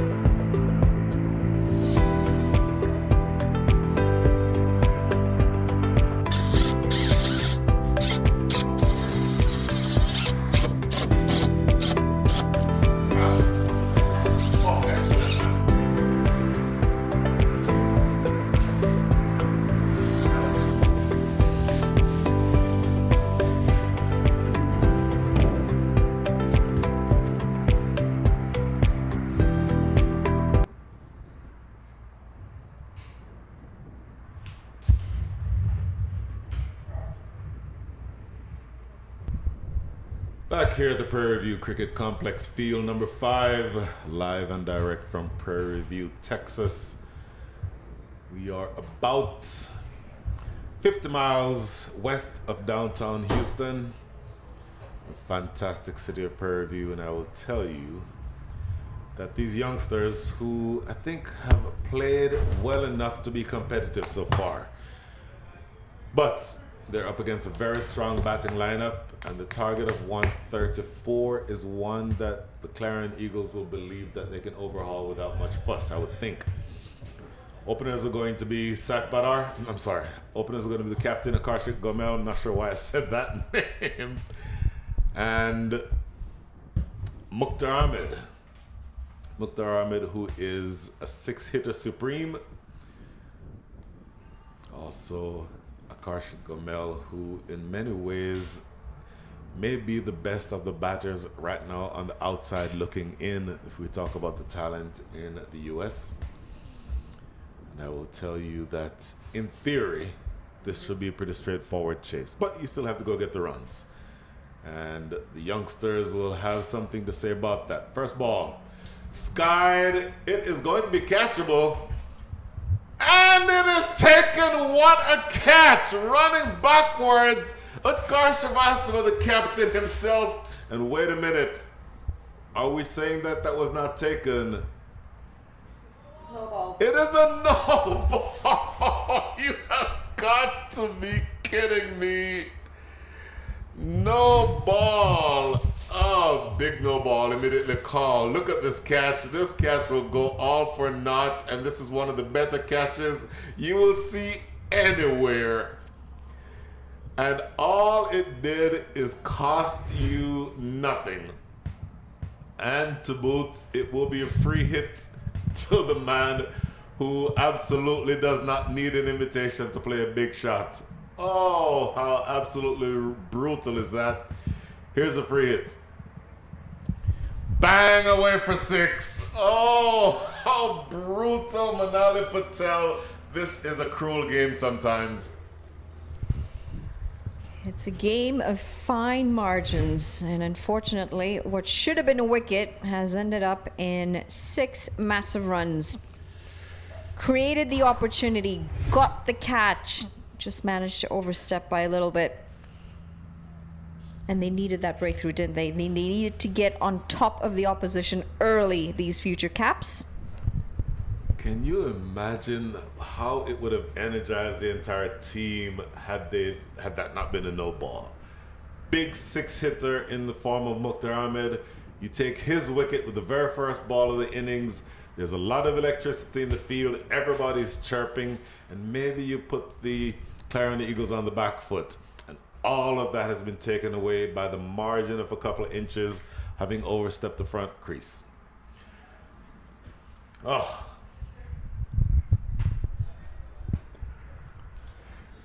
Watchful. This really is a cruel game sometimes, Manali. And this is why when we see a run out at the non-striker's end, because they've left the crease a bit too early, I've got absolutely no issue with that.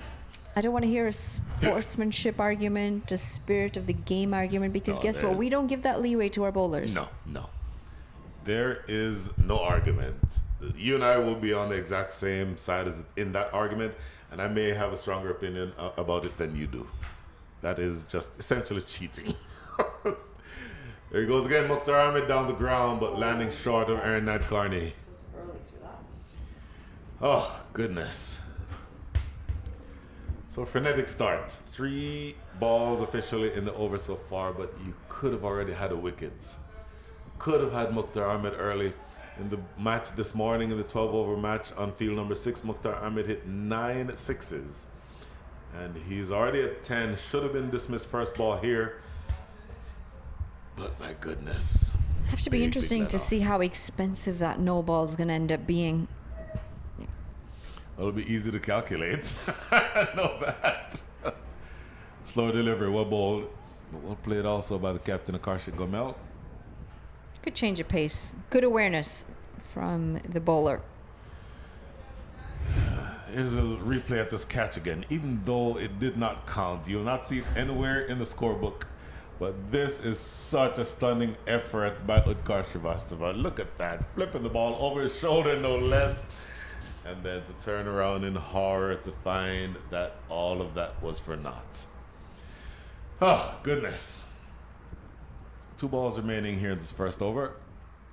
Oh my word. Swipe and a miss. Mukhtar Ahmed wants to get this game over, or get game over with. Well, if that wasn't a no ball, I was going to ask you, how many overs did you say again? And then it was a no ball, so I was like, never mind, I'll bite my tongue. I refuse to answer that question on the grounds that I might incriminate myself. I think that's a very good decision. Well done, Brian Walters. Put it into the keeper's gloves. Oh, goodness. A dot ball closes out a really eventful first over. 1 over in the books, 10 without loss.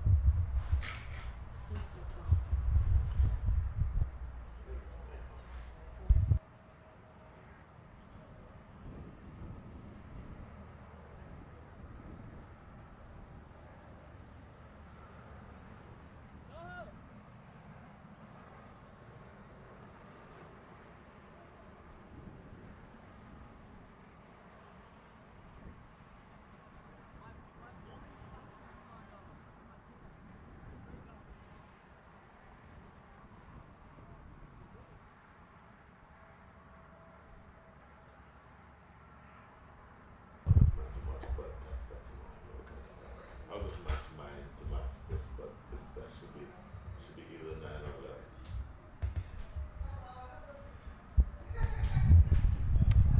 Taking some time here to get the field right for the second over.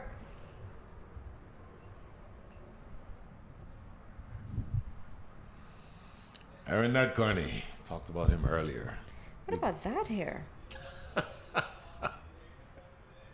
Well bowled. Again, keeping those stumps in contention. When he played here in the leagues, or in the youth league, Aaron Nadkarni was known as the Katy Express. Katy because he lives in, or he played for the Katy Raiders. Katy is a small town just west of Houston. Express because of the pace at which he bowls. Very tall, strapping, and is able to deliver great pace. Lovely looking shot for no run here. Good couple of balls to start by Aaron Nadkarni.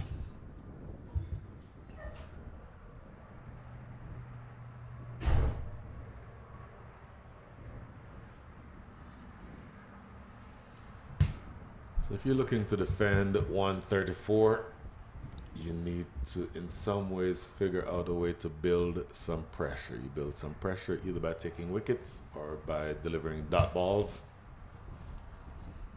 Dot balls would be the minimum requirement, you would think, and the wicket would be a bonus.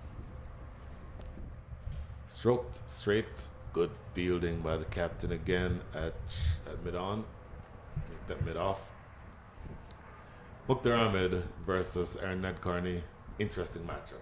Mukhtar Ahmed, you saw what he does with the bat. Wants to go big. Very first ball that he faces, he wants to hit big. Could have been dismissed from the very first ball in this innings. But having been given a life, he'll be looking to cash in on that.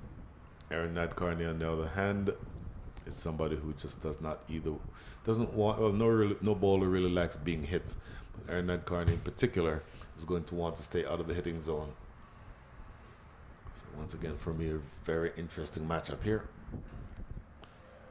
Over the top of cover. That is a lovely strike all the way for 6. That is not an easy shot to play, Manala Patel. pressure on the bowler as well. That is a top shot. Good balance, holds the pose as well. Gets it under it so well to be able to get the elevation for the maximum. Oh my goodness. That is a lovely thing to see. Sometimes you get the impression of somebody who is a hitter that they'd be hitting on the leg side, somewhere between long on and mid wickets. But Mukhtar Ahmed has shots all around the ground. You see him elevate that one over cover. That is not an easy shot to play. And to be able to play that shot and have the ball travel that far on the offside is the mark of a truly, truly special player.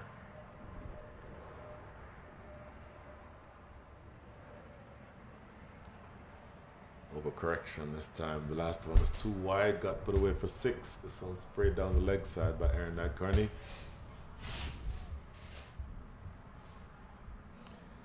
So let's just take stock of where we are now. Coming into the innings, 6.7 was the required rate. They are scoring right now at the rate of 10.8 and over. So 4 runs and over more than they need. Obviously, if they maintain that scoring rate, they'll finish this match much earlier than the 20 overs in which they have it allotted. And they want to be able to help themselves here from a net run rate perspective. Stroked, firmly struck, but directly to the fielder in the cover, so no run. They're off to a decent start here, Clarion Eagles, and again, they bat very, very deep. This pair at the crease is really... get out to very fast starts. Just need to find a wicket here, the future caps.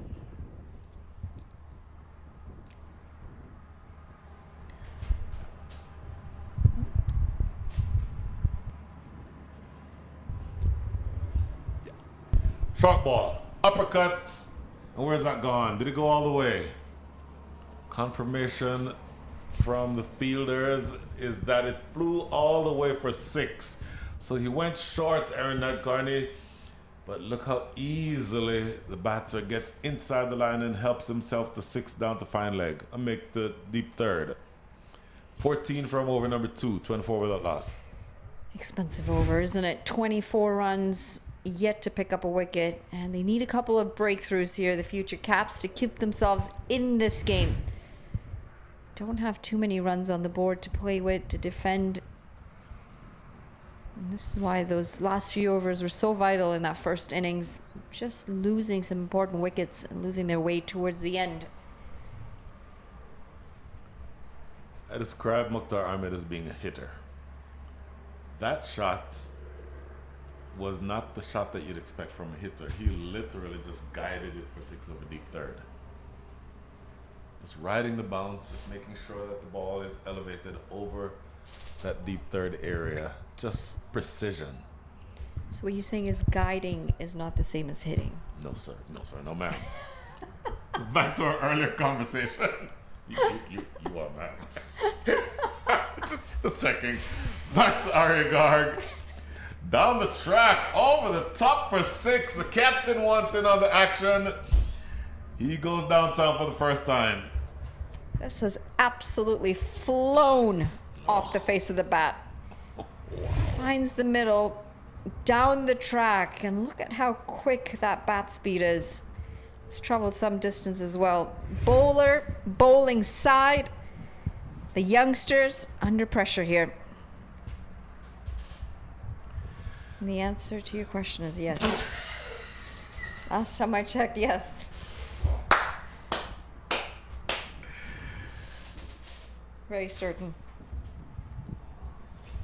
Thudding into the pat of the gloves of the keeper. That's one that we're not going to play a shot at. Not going to play a shot at that one. So look at this field. I was about to say, look at this field. What are they trying to accomplish? But now they're changing things. There's Aaron Nadkarni now down at long on. There is a deep square leg, but you're in the power play, so you're limited with where you can put your fielders. Slower delivery. That's well bowled. And just a single down the ground.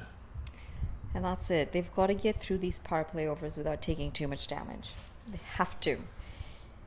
The fielding restrictions are going to be tough. The bowlers have got to try and find a way to keep these two batters as quiet as possible. Variations, we've seen lack of pace be quite effective on the surface.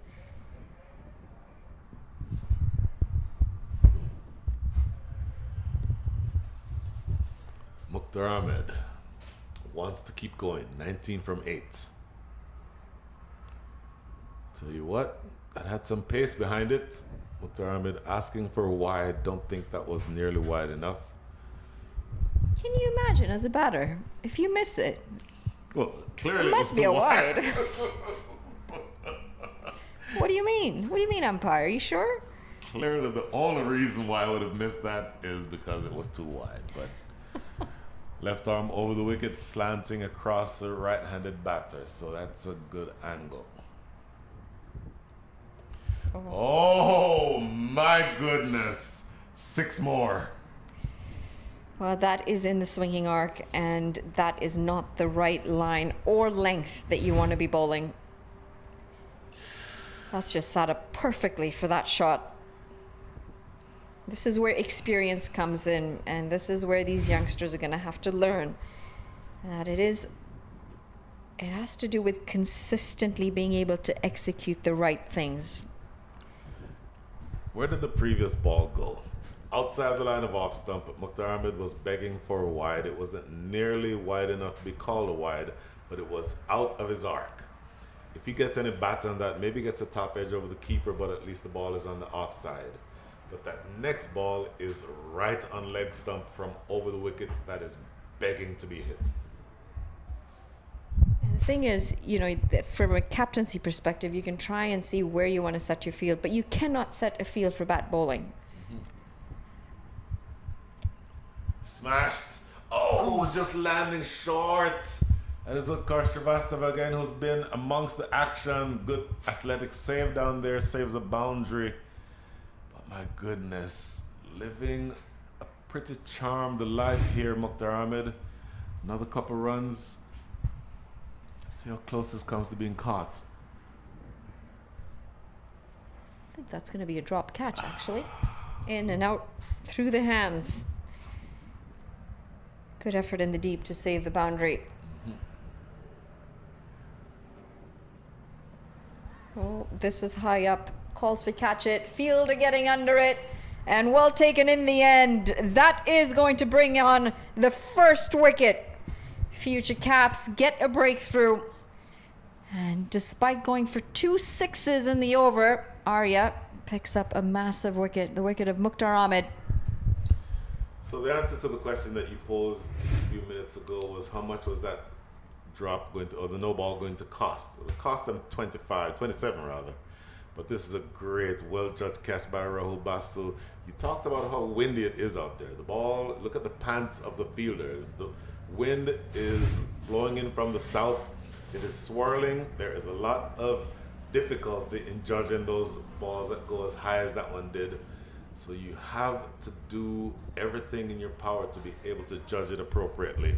But it does just really well here, Rahul Basu, and secures the catch. So yeah, you went for a few runs. You've definitely gone for a lot of runs, but 27 is what it cost Mukhtar Ahmed. 39 for 1 is your score. The first wicket has been taken, and the new batter is Saif Badar. And sometimes it can feel so disheartening when you see one batter being replaced by another proper batter. And this team, Clarion Eagles, it's just such a stacked team. It's one batter after the next. And you would have to feel that wickets will be the name of the game, but you will have to pick up all of them. It's an assembly line of big batters all the way down the lineup. If big hitting is needed at the end, you have the Harmeet Singhs and the Mohammad Mohsins down the bottom of the order. You know what? They should have called them future stars. I don't know if we're able to zoom into that shirt of the future Caps, but there are so many stars and stripes on that shirt.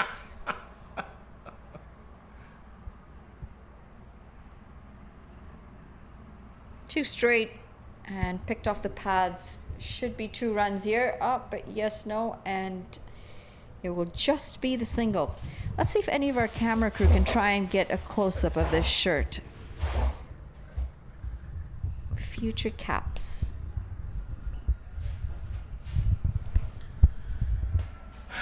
That's the opposite of the close angle. That's literally the polar opposite of what you just requested. Now, you have a murderer's row of batting to come. But all you can do is just get the ball in the right areas. If they're going to score big, make them score big off of your best balls. Nothing going down the leg side, nothing in the slot. That's a good line. You want to be out there. Not maybe necessarily that wide, but you want to be on a 4th stump line. You want it to be sort of short of driving length. You want to be in the position of being able to at least make them hit your best balls. Ooh, fancy graphics, bottom left of your screen. That's what the field settings are like. Don't know if that's exactly accurate because we're still in the power play. I see 3 people outside the circle. So 3 outside the circle. There we go. We brought that one inside the circle. Thank you, Hassan. Watch Akashik Gomel here. Hammered to the left of the fielder at extra cover. Good work. I believe that's the captain. Utkarsh Srivastava. So 3 singles, or to be more technically accurate, a leg by and 2 singles.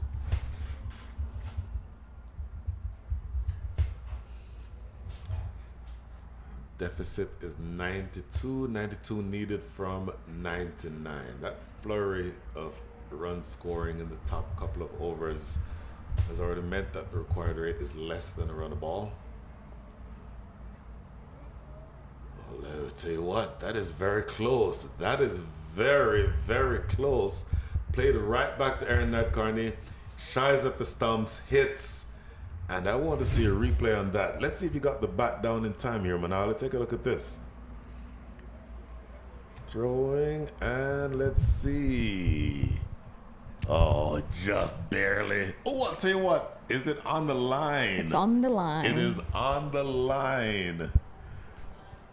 Oh, that is very tight. It is very tight. It's very hard for an umpire to call on the field with no replays. Yes, yes, yes, yes. No question. Plus, it took us 3 replays. And slowed down. And slowed down. Let's look at that one more time. Since Aaron Nadkarni missed his run up, let's take a look at that one more time, because this in real time is difficult to call, but my goodness, this to me is at least close, and it may be that Saif Badar's bat was still on the crease. Maybe we'll have the opportunity to look at it after the next, maybe after the next ball. And Nadkarni has a good 25-yard run up, so that might give us some time to look, maybe after this ball.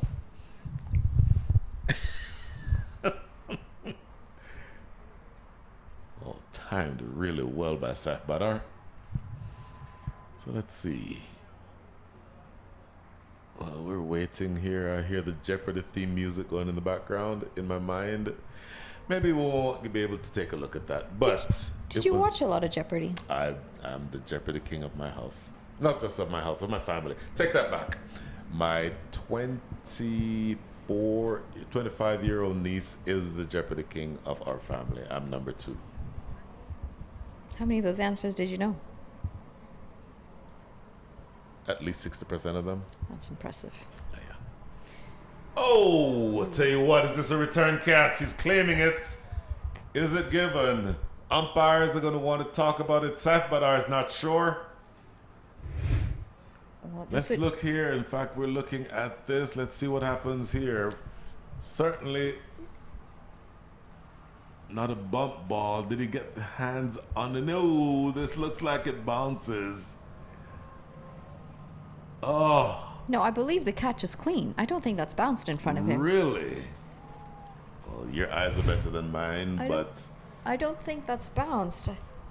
The umpires are... Well, Saif Badar is absolutely not happy. I might need another look at this, and I'm not really sure if the batter's see. contesting the edge or. Oh, it's not the edge. It's certainly, that looks like a bounce on the ground to me, Monali Patel. Yeah, I might have to agree with you on that. Yeah, that's Just in front of him, and the perfect bounce straight into the hands. that is a half volley.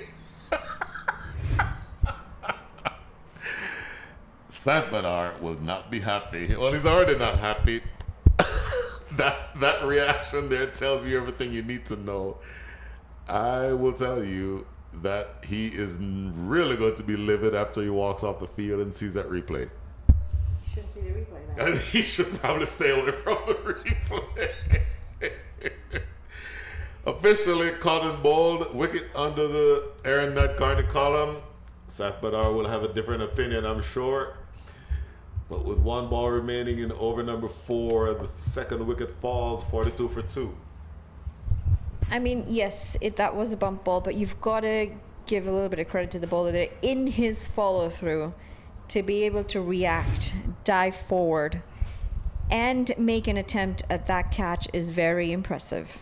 He's adjusted well. All of that is 100% accurate. I don't even think he might have known that that is a bump ball, though, because sometimes you take a catch, and sometimes it's very close to the ground. He might have just been blinded by the hair.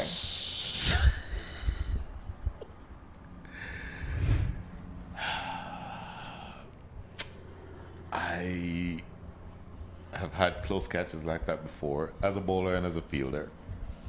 I don't say that you always know when you get your finger underneath it. Maybe 80% of the time you know, 20% of the time you don't know. This one I'm pretty sure he knows. He knows. I'm gonna say that's the 20% for him. Maybe we can ask him at the end of the game.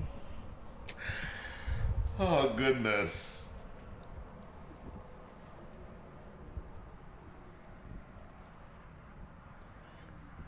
Good delivery. Good sharp delivery. So then here's my question to you. Were you a walker? Every time. Really? Every time. Yeah, never. You have decisions go against you all the time when you're not out. You got to take your chances when you're out there.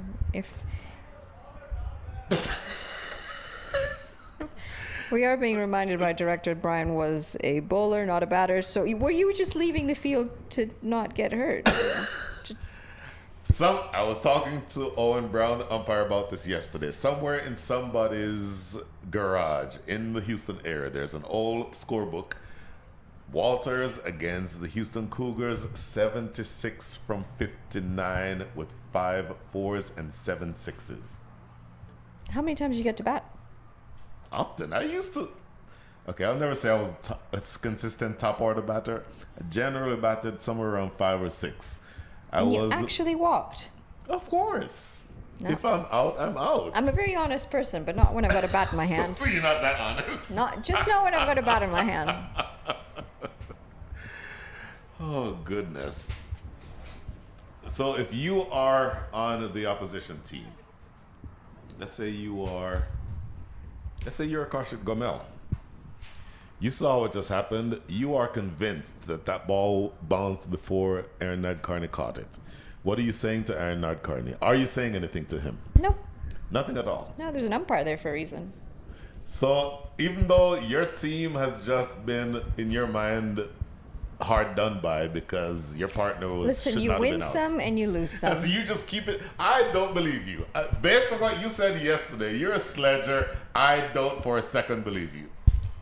You win some and you lose some. Oh, what a shot that is. Up and over the covers. Don't quite think it will get to the boundary, but a good-looking shot by Vivek. I thought they might have the legs to get over the rope. Just didn't quite get the middle of the bat, though. And they're ticking along and haven't quite been a runaway train here, the Clarion Eagles. Despite the unfair call.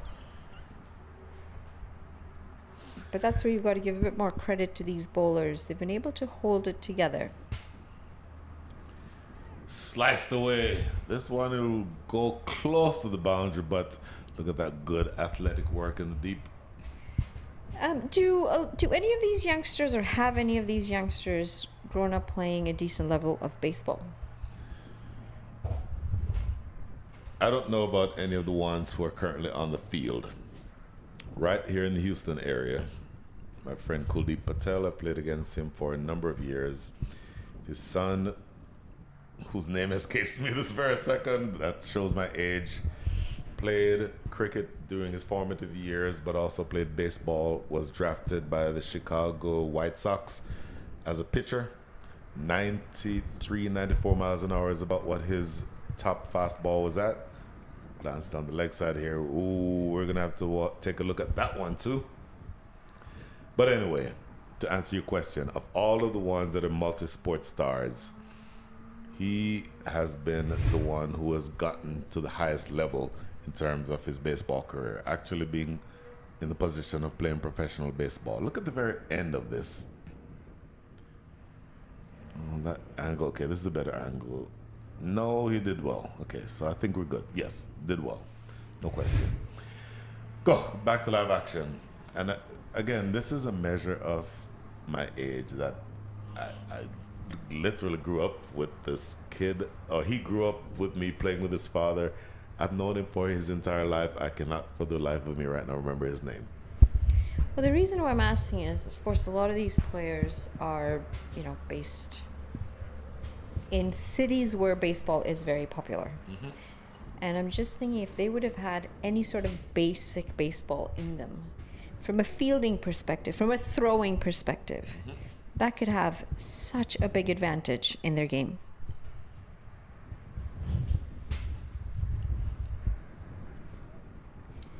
Skipper into the attack with 1 over to go in the power play. 49 for 2 after 5.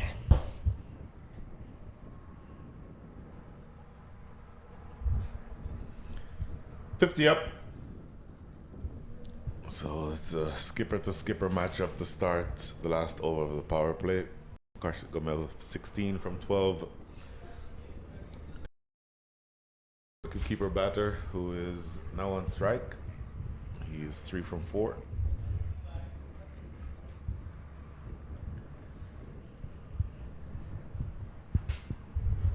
Just another 84 to go now from 89 balls. Required rate under a run a ball.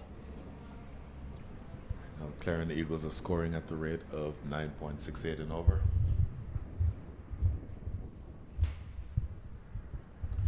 Karan Patel is his name. It just came back to me. Karan. Played for the Chicago White Sox for a number of years in their system. Currently playing professionally. I don't remember exactly. I think he may be playing for a team that is based either in Dubai. Ooh, straightforward catch. Cut in the air. Taken at backward point by Ansh Boje. Wicket number 3. As simple as you like, that dismissal. And Vivek Kanumuri is going to be walking back thinking, what have I done here? Catching practice. Was trying to get it just wide of the fielder. Instead manages to find a safe pair of hands. That's going to be wicket number 3. The skipper will pick up a wicket to his name. Yeah. That's another one of those that you either keep it down or hit it out. And that's not the type of ball that you hit out. That's one you play a proper cut shot to on the ground. Maybe you play it a little bit later to get it fine of Ansh Boje at backward point. But he just essentially just cuts it straight to him. Head height. Ansh Boje isn't very tall. Maybe I would guess 5'7", 5'8". And that gets to him at head height. But speaking of that murderer's row of a lineup, you get rid of Vivek Kanumuri, and all you now have to do is face Sanjay Krishnamurthy, who is a U.S. national player and one of the best batters in the country.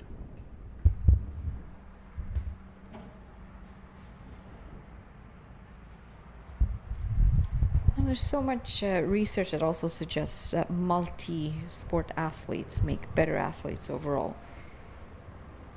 You're able to pull in so many skills, strengths from other sports into the sport that you end up specializing in, which is why when kids are young, parents are heavily encouraged to make or at least give an opportunity to their kids to be multi-sport. This could be tight.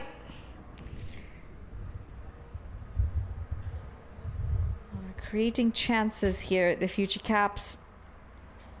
But there is a lot of research, and parents should try and get their kids in multiple sports when they're young. How tight was this?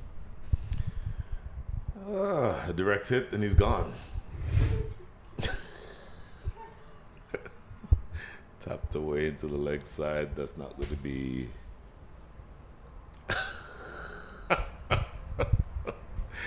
One ball remaining here in over number 6. Power play certainly going the direction of the Clarion Eagles. Tap down the ground. A single will close things out, and in fact, that is the end of the over. 52 for 3 is your score after 6. Very interesting. At the end of the power play, the future caps were 47 for 3. So the Clarion Eagles have not exactly ran away and hidden. Nope. You asked the question much earlier, and I never did respond to what sports did I play. But I moved here long before you were born, 1982. It took me until 1998 to realize that cricket was played in this country. Oh, wow. So for 16 years, all I played was basketball. Were you any good at it? I mean, I was young and athletic, so I could dunk 2 hands off of 2 steps. Wow. Yeah, I wasn't always this big fat guy, you know. I would need to be on a ladder to get anywhere close to doing that. At least a step stool, if not a whole ladder. Yeah. But once I realized that there was actually cricket played right here in Houston or in the Houston area, the Pv5 Cricket Complex was not quite there yet. Pv5 Cricket Complex is still several years in the future, but I played in Houston for several years. That's a lovely looking shot, by the way. Just one down the ground. And the old version of me that used to bowl 8 over spells in 100-degree heat is long gone. You know, sometimes you look back and you wonder how you did it then. Oh my goodness, jeez. Well bowled. Good areas here to try and keep some sort of pressure. And I agree with you, this has not been a runaway train. And fairly up and over the bowler's head, and with some power as well. Just has some really strong wrists, doesn't he, Sanjay Krishnamurthy? It's just one of the better batters in the country, as I said earlier. Just really powerful stroke maker.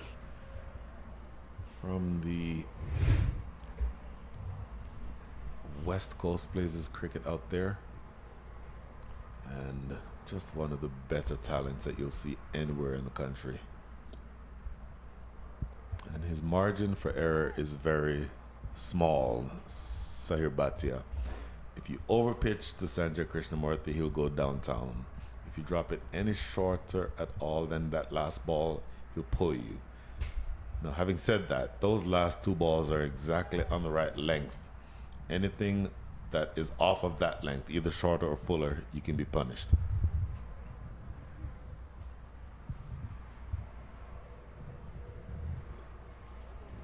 Excellent stuff. Absolutely brilliant. Really good close to the over.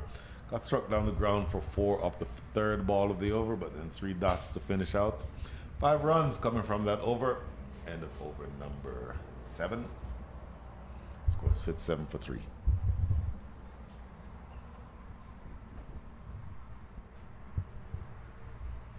Your other sports. You were a multi-sport star. You were a sprinter. You were you said gymnast at one stage? No, your daughter's a gymnast. Your daughter's a gymnast. You were a sprinter, obviously a cricketer. Did you ever play football? Yeah, so football, soccer was massive in Kenya growing up. So Sure. played soccer for quite a few years for school growing up, and then played a few years after we moved to Canada. And then, funny enough, after retiring from cricket, I went back to soccer for a couple of years. Did you? Yeah, that was a reality check. It's a lot of running in football. It's not so much the running, it's that, you know, when you leave the sport, you've got some basic ability. And then you go back after years and they call it a rec league. However, and to the leg side should be just the one run. Call it a rec league. However, these are all women who have played competitively in the past and have, you know, since had kids and jobs and careers and have continued to play after all of that. And they don't play recreationally. They're out to kill. Which I love. I mean, that is exactly why I went back to soccer, because I was missing the competitiveness. Sure. But the reality check was like, holy moly, I need to really do some extra practices here. Sure. Yeah, only able to do that a couple of years, and then between traveling, it just became a bit hard.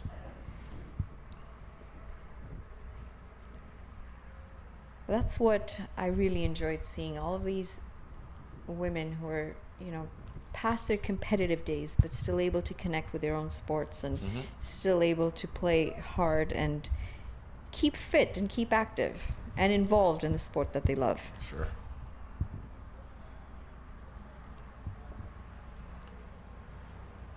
I do have to say, going back to the last couple of overs, the two spinners that are in operation, Sahir Bhatia and now Bat Salvagela, their control of length is so immaculate.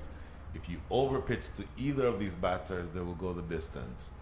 But just getting the ball on the right length, this is catchable. Just wide of the fielder, deep extra cover, goes away for 4. What was wrong with this ball was the line, too wide. But the length has to be said.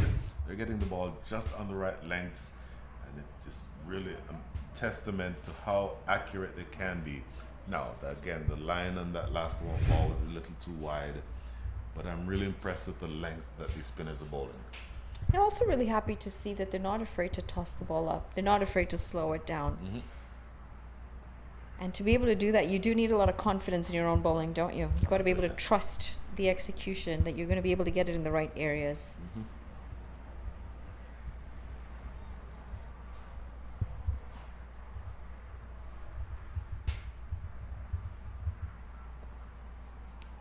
Here's that length again.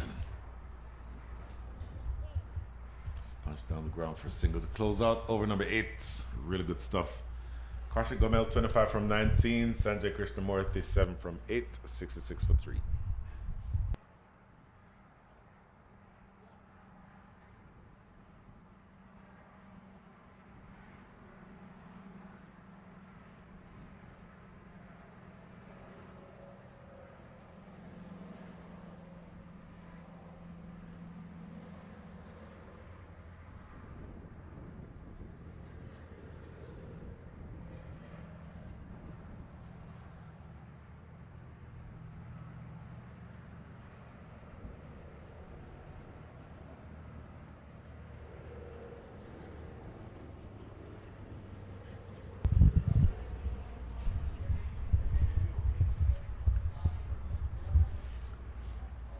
Back to Sahir Bhatia.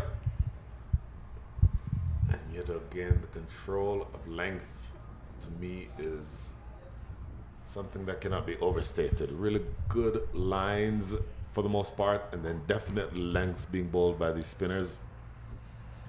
But having said that, with that single, only another 67 runs. Right now, we're halfway to the point. 66 runs, or 67 runs on the board, and 67 runs remaining. And make that 67 minus 6. That is a huge strike down the ground by Sanjay Krishnamurthy for 6. The second one down the ground for him. And again, not a full-fledged shot, just a jab. Testament again to those strong wrists that he has. It's gone quite the distance as well. 6 more to his name. I don't know if you've ever shaken Sanjay Krishnamurthy's hand, or if you have, he would probably not grip it, your hand like he would mine, like it does mine. His hand is like a vice grip. He is I'm not just saying it for effect. He is look at his arms. He is incredibly strong.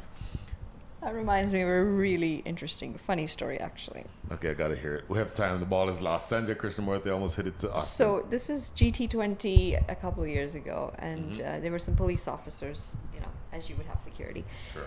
And we ran into two of them. As we take a look at this, it's a monstrous hit, this. Yes. So, you know, they're trying to understand the sport. We had some free time, so we're trying to explain cricket to them. And so one of them goes to shake my hand. This guy is just like, I mean, he's a tank of a person. All right. I think the size of his bicep is like 3 of my biceps, Right. or 4 of my biceps put together. And so you would assume that a firm handshake's a firm handshake, but you don't expect the handshake to actually make you tear up. Okay. So I got through the first handshake. I was like, yep. And I was like, oh my goodness. And then after this 5-minute conversation, he wants to have a handshake to say goodbye. And I'm like, I don't think I can handle this. But did you really refuse the second handshake? No, I couldn't. He was the cop. Okay. Yeah, I never again. My handshake story. I met a gentleman at a networking event, probably similar in size to the cop you're talking about. I have a genuinely or generally pretty strong handshake. Shake his hand, good to meet you. The next morning, I wake up to an email from this guy. Dear Brian, it was a pleasure meeting you yesterday, such and such and such. Your handshake is firm in the extreme. I've recently had carpal tunnel surgery, and our handshake had me in pain all evening. May I suggest to you that you shake hands in such a way that does not cause physical pain? A good firm handshake is okay, an over-the-top vice grip handshake is not. I hope you take this in the spirit in which it was intended. And again, it was great meeting you.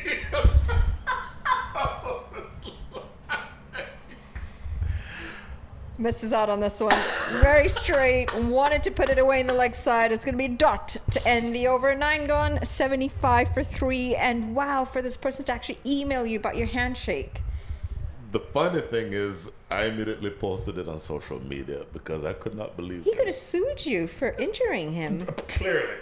I got several of my attorney friends saying, here's what your response to this should be. And one of them was, why the blankety blank are you shaking somebody's hand if you just had carpal tunnel surgery?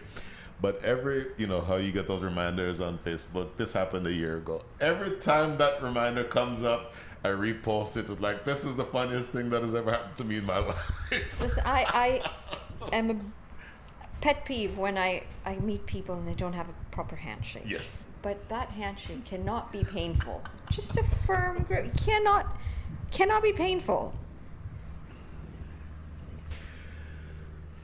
So I would be very happy if I never have to run into that cop again. Obviously, if I'm shaking a young woman's hand, I will shake it with not quite as much firmness as I do a man. But I also don't do the wet fish. You know the wet fishes? Yeah, I don't do this. This, if I'm shaking...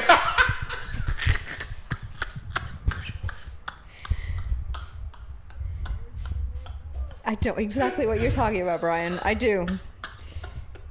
Tossed up delivery, cut away beautifully for 4 runs. It's placed exceptionally well.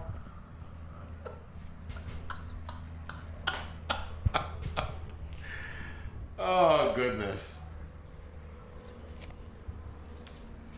Back to this game. The deficit is now 54. Oh! Remember I said you can't miss your length? There is no margin for error with this man, Sanjay Krishnamurthy. Well, he missed his length here. The thing is, he is a very 360 player, but the amount of control and consistency he has when he's able to clear the ground, down the ground, is quite impressive. It's 3 sixes in the same region for Sanjay Krishnamurthy. Yep. Racing towards that target of 134. Ooh. And that's why I don't mind the tossed up delivery. If you can try and get it over the batter's eye line, it's that dip then that just can create a bit of problem for batters.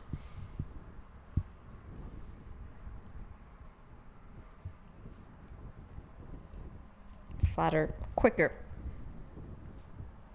And a single. Well, 47 from 61, clearly the advantage is with the chasing side. But the future Caps are actually making the Clarion Eagles work here. They've taken 3 top order wickets. Oh, that is Great well delivery. bowled. Very, very well bowled. Grip and turn. Just missing the outside edge. Halfway point, 10 overs gone, 87 for 3.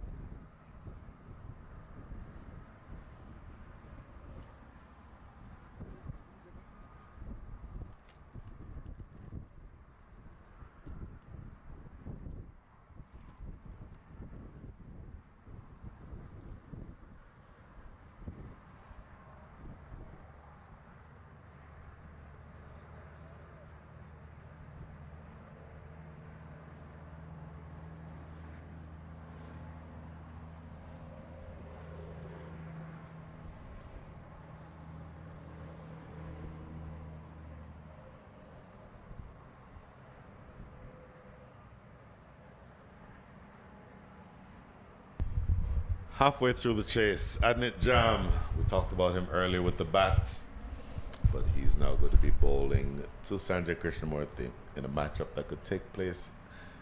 Matchup that takes place several times, probably in the next 15 years between these two across the US. Adnit Jam is the younger brother of Arnav Jam. Arnav Jam, fun fact, was once my brother's teammate on a cricket team. U10 in St. Louis.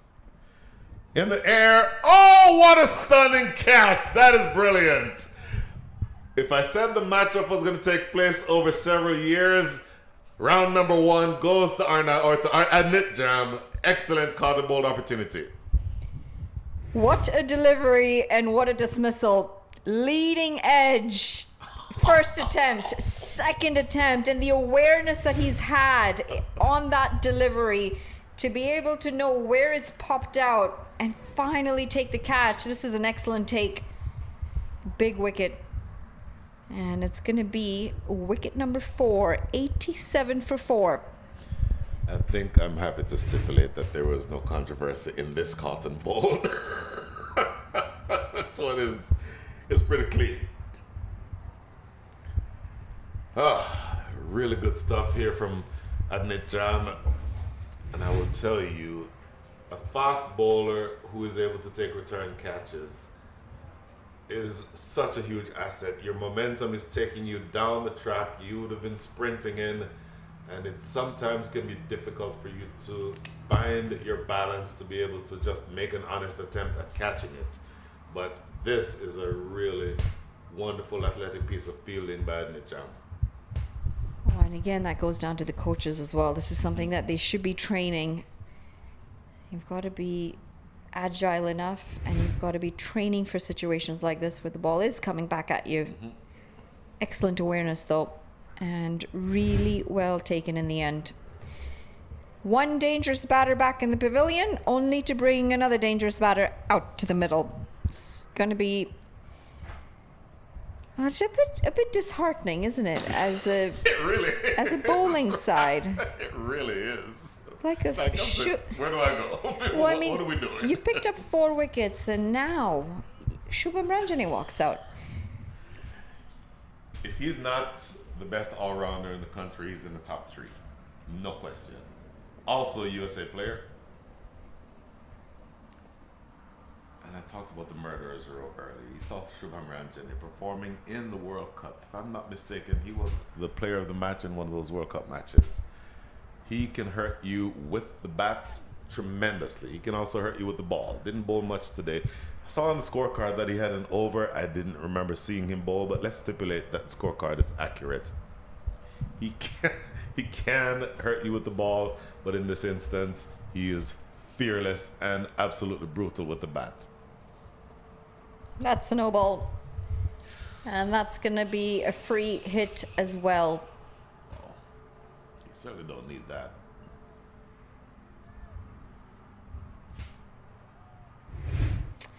You've just picked up a wicket, a dot ball, and now a no ball.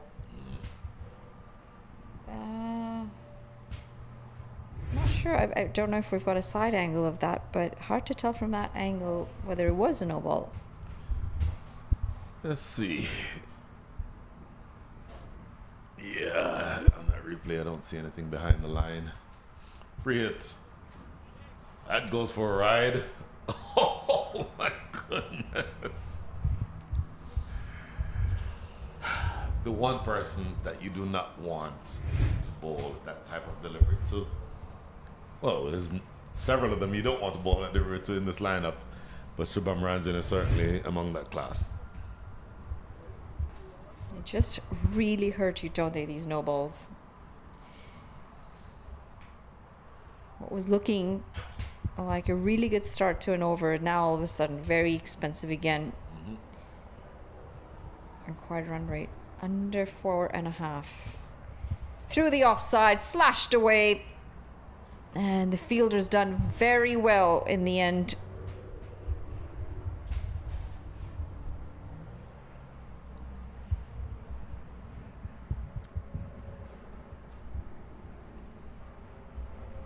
If you're looking for ways to build on your performance, you like the fact that you've stretched this game into the second half of the second innings.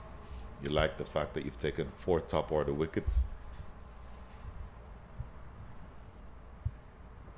Oh, look at that shot from Akarshit Gomel. Can't bowl there. That brings up the 100 too with that shot really elegantly clipped away behind square for 4. Just completely missing his line here. 2 straight, straying down leg, and easy pickings off the pads for 4 runs. Okay, my apologies. I had it as picking up the 100, but apparently there is 1 run less on the scoreboard than I have. So officially 99 for 4. 1 ball remaining here in over number 11.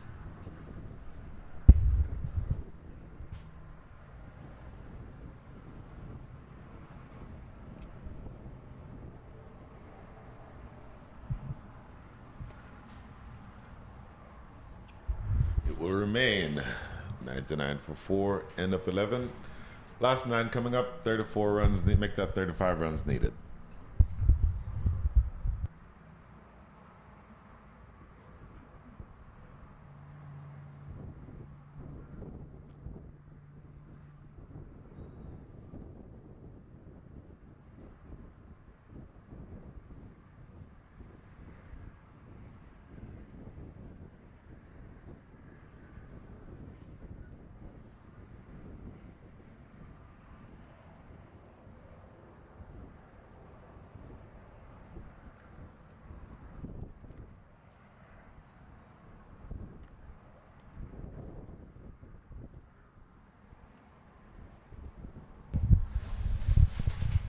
$99 for 4. And getting closer and closer to that 134 run target. Clarion Eagles.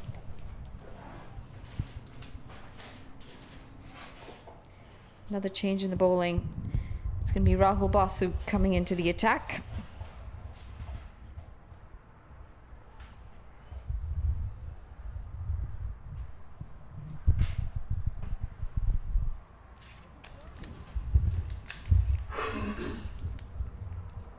Just a small matter of 35 runs to get.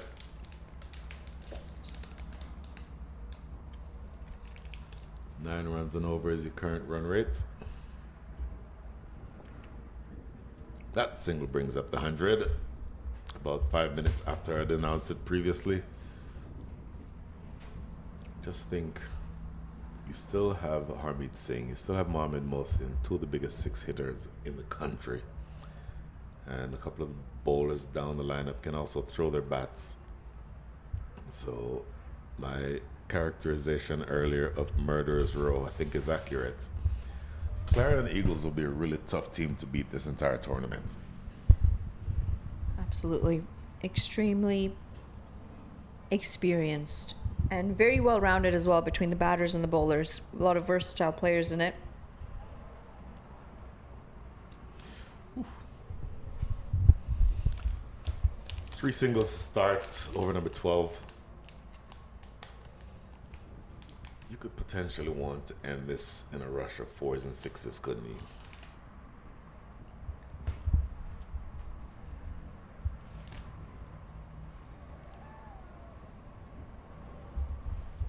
Four deliveries, 4 singles. I think the future caps have shown that they belong on the same field. I think they've also shown that cricket is very much a mental game. And you have seen some evidence that had they been able to make different decisions at different times in this game, particularly when they were batting, that this could be a much more competitive game. I think 155, 160 easily could have been on the cards, but for some injudicious stroke play. But that comes with time and experience, doesn't it? Mm-hmm. It comes with the more exposure that you're going to get, and especially when you're playing against better competition. 12 overs gone, 103 for 4. One of my things is when you're looking to develop your players, you have to be able to consistently challenge them. And if you're not actually challenging them, whether that is in training, whether that is against playing competition that's better than them consistently enough, you cannot expect them to improve. And that's where the coaching aspect becomes important.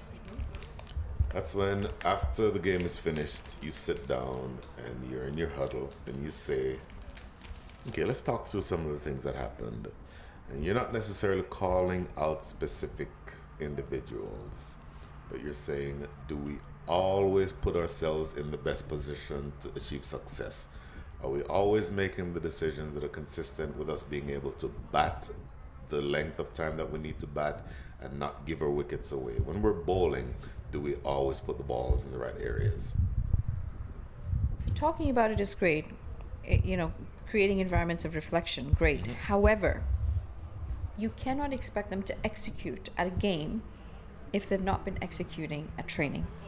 This is why the environment that you set up for training is so important. We talk to coaches and we ask them to recreate game settings, game simulations. Very, very interesting. Talk more about that. New school of thought, I shouldn't say it's new, it's been around for quite some time, but now the idea is when you're at training, you want to simulate your matches. You want to put pressure on them that they might be feeling in a game. You want to give them the scenario. Okay, you're batting between over this and that. You're this many wickets down. This is your field. And this is how many runs you need. Try and make it situational. Try and make them used to those pressures. Try and make them used to those scenarios when they come to a game. They've already been doing it. Oh, this might be an injury. Smash back at the bowler. It looks like he's in a bit of pain.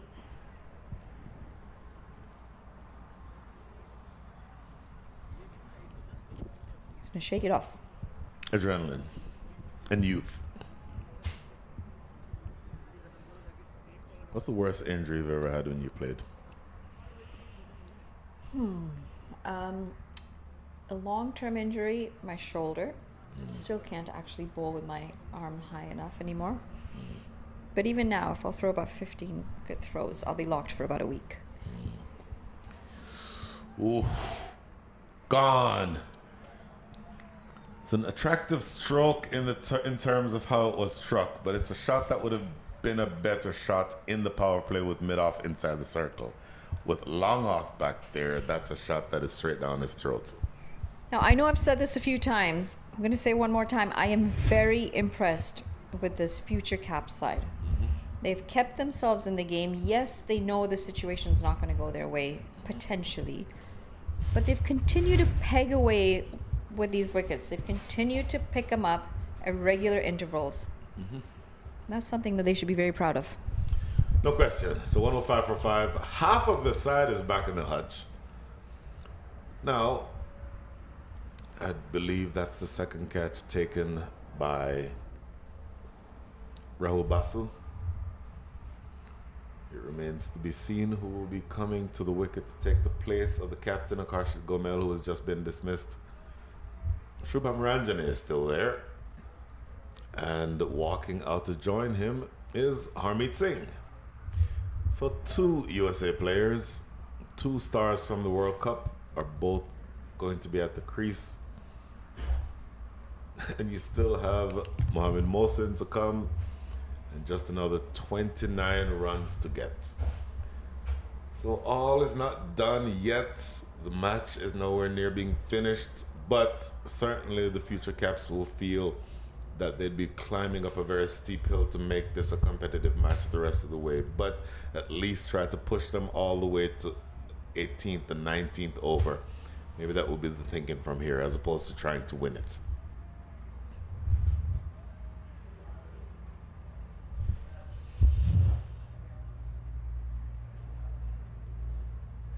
You've seen Harmeet Singh bat before, I imagine? Yeah, seen him bat quite a few times, actually. He can hit a long ball. Wait, Harmeet Singh was in the side when you and I met the first time, wasn't he? A few times after that, yes, as well. Talented all-rounder, hard-hitting batter. Has the ability to open the batting as well. I don't remember all the details, but I believe it was the first MILC tournament. Harmeet Singh, I believe at the time, was playing on the West Coast. Don't remember which team, but one of the West Coast teams. And due to net run rate calculations and standings and all of that, as that's pulled away straight down the throat of square leg, another wicket. Shubham Ranjane dismissed. Look at the celebration from Adnit Jam. I'll tell you what, did this game just get that much closer? 106 for 6.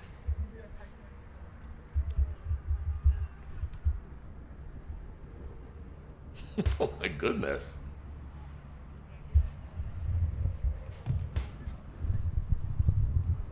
Yet another one.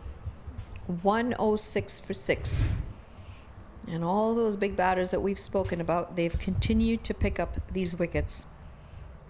Good catch in the deep. Adnit Jam liked it. He absolutely loved it. His teammates also did. And it should mean something to them, absolutely. I mean, these are your top USA players. You dismissed one USA player. Here comes another USA player. Mohamed Mohsin. So you now have 2 lefties at the crease. Get through this real quickly. I forgot the specifics. I think then Harmeet Singh's team, in order to qualify for the playoffs, needed something like 45 in, I don't know, 11 balls, some ridiculous number, and he smashed the ball to all parts and got his team to the playoffs. In a different time and place, I was covering a tournament that Mohamed Mohsin was playing in. He struck 34 runs from 1 over. So these are 2 just heavy hitters. 31 from 1 over. 32 from 1 over, yes. Was there an extra in there? No extras. Wow, okay. So you're saying 36 runs available, 32 in an over. Exactly.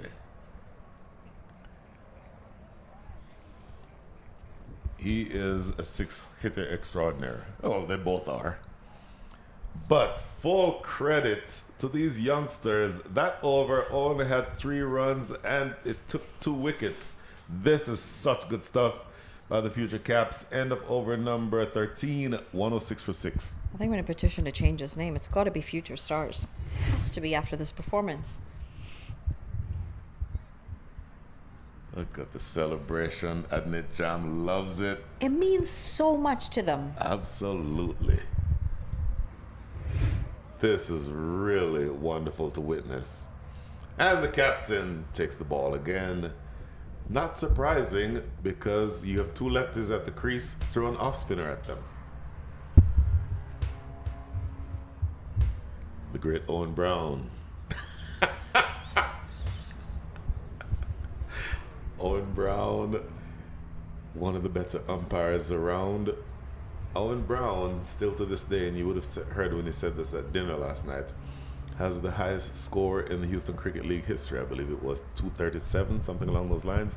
Oh, goes past the outside edge. That's why you have a right-handed off-spinner bowling. That's why you have a slip fielder. Look at that, top left of his screen, top right of his screen. I am absolutely loving this aggressive field setting. Yes, have to. Wickets are nothing.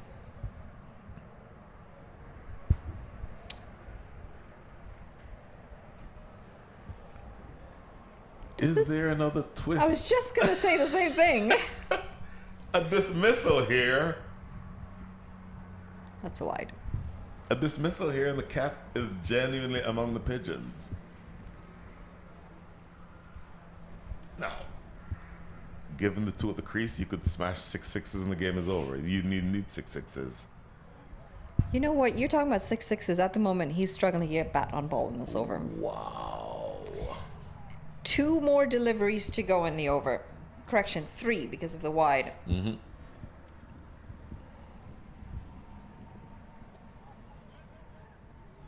Wow. Oh, that would not have been a single. I'm sorry, Harmeet Singh. That was not a single. That fielder is in pretty close. 27 from 38. Are you serious? This game is getting close.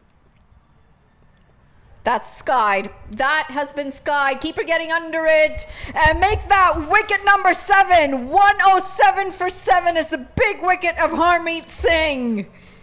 Future caps. No, future stars. How phenomenal is this bowling effort? Absolutely exceptional. Oh my goodness. Maybe it's an extended commentator's curse because I talked up both of these batters. Look at this. Tossed up, a little bit of turn, and the ball goes miles in the air. But the safe hands of the wicketkeeper, Sahar Swetan, secures the catch, and wicket number 7 is down. Can you believe it? We're working as of right now on an over where nothing is off the bat yet. And one more ball to come, you already have 1 wicket. Oh my goodness. This is Jesse Singh. Once again, another USA player. USA player as a fast bowler, he can help himself. He can more than help himself with the bat. But I don't know that Jesse Singh would have expected to have been batting to try to win the game at this stage in this match. Take a look at these last 3 wickets. First one, just a straightforward catch in the deep. That was a Karshik Gomel. Then the next one coming up here, pulled away Shubham Ranjane, but straight down the throat of Adnit Jamat, backward square leg. And then here, Harmeet Singh gets a leading edge. The ball skies in the air and a pretty straightforward catch by the keeper, Sahar Swetan. So now, here we go. Jesse Singh, 1 ball remaining in over number 14. This is not going to go all the way to 20. You're either going to get bowled out or they're going to chase down the runs. But my goodness, this game is way closer than anyone would have expected. Played back to the captain himself. What an excellent over. Just the wide coming from it. And the big wicket of Harmeet Singh. End of over number 14, 107 for 7. If you had the option to bowl between the 2 batters out in the middle, who would you bowl to? What bowler am I? What am I bowling? Whoever they end up picking right now. Oh, you mean like me personally? No. I mean, as the bowler coming up, who would you bowl to? Gotcha. Before I answer that question, look at that. The white worm was well and truly above the red worm for a while, but it's actually getting a lot closer. Now, I'm coming into bowl, and I'm Aaron Nadkarni. I don't know that I don't want to be bowling to Jesse Singh, and I'd give him the best Yorker I could possibly give him right on. I'd give him a toe crusher right now.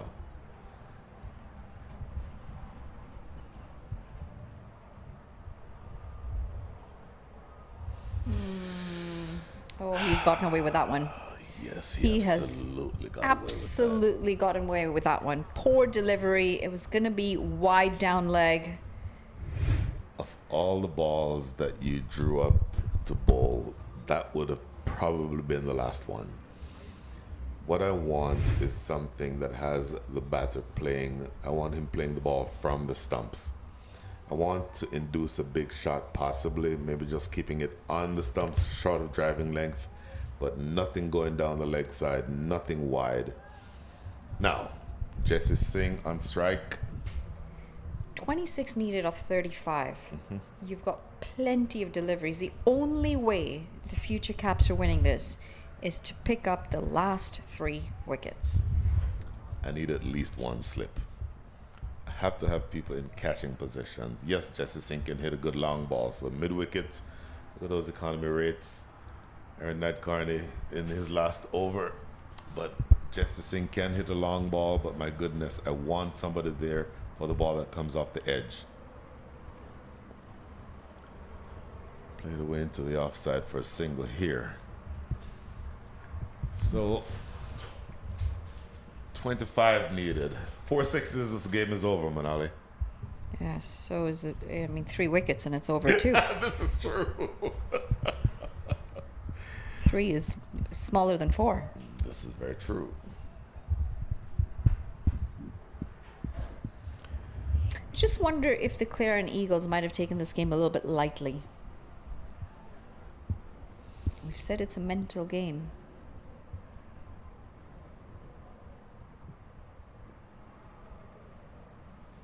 What evidence have you seen? Well, that wasn't a declarative statement. So let me ask you first. Have you seen any evidence that they've not quite taken this game as seriously as they should have? I don't say that to mean any disrespect to the future Caps. They have actually played very well. I mean, the batting as well. Yes, they've lost wickets, but they continue to maintain a very good run rate. Lost their way a little bit towards the end of that first innings, but again, for them to be allowed to score runs the way they did, when you've got the lineup that you do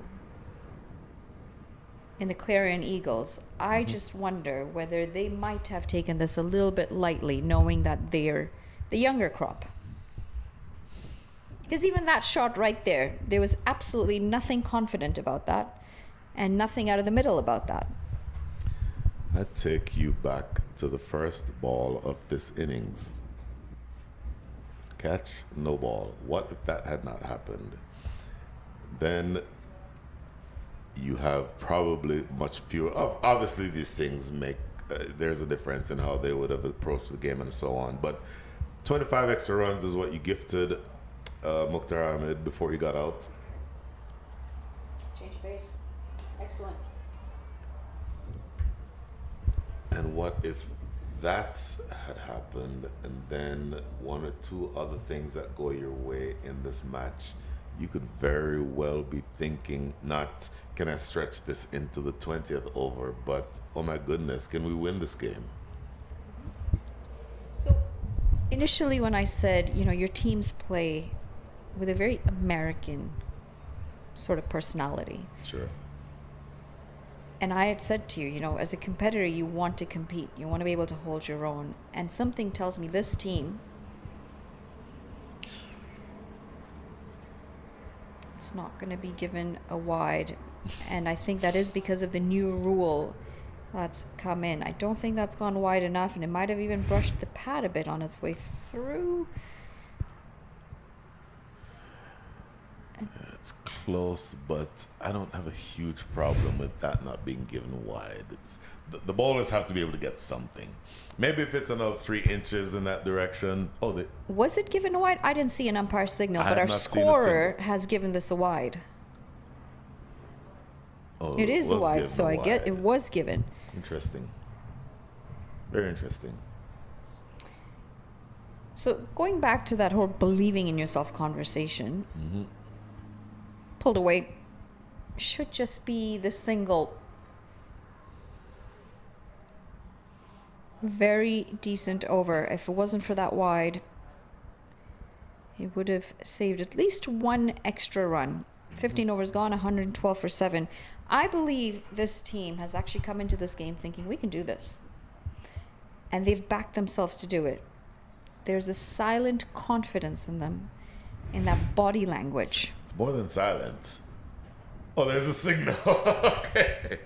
So, umpire Karthik Mangatil taking some time, but eventually going ahead and signaling that. But it's more than a quiet confidence. It's almost a brash confidence. You saw the celebration from Adnit Jam, and I don't mean this as a criticism. That criticism or that confidence shows in their body language that says, you know what? Number one, you're not going to push us around. And then number two, if you're not careful, we might win this game. Oh, we're going to make you work for this one. At minimum. Last 5 overs, 22 in 5. Very doable, of course. 4.4 and over needed. But the small matter of only 3 wickets remain. Oh, dear. That is not going to help the cause. Straying down leg. It's going to go all the way for 5 wides. An excellent last over from Utkarsh Srivastava, and this is a loosener to start. Oh, yeah, you needed that one to at least be on the off-stump line. 5 bonus runs gifted, and so the deficit is now only 17. 17 needed from 30 balls.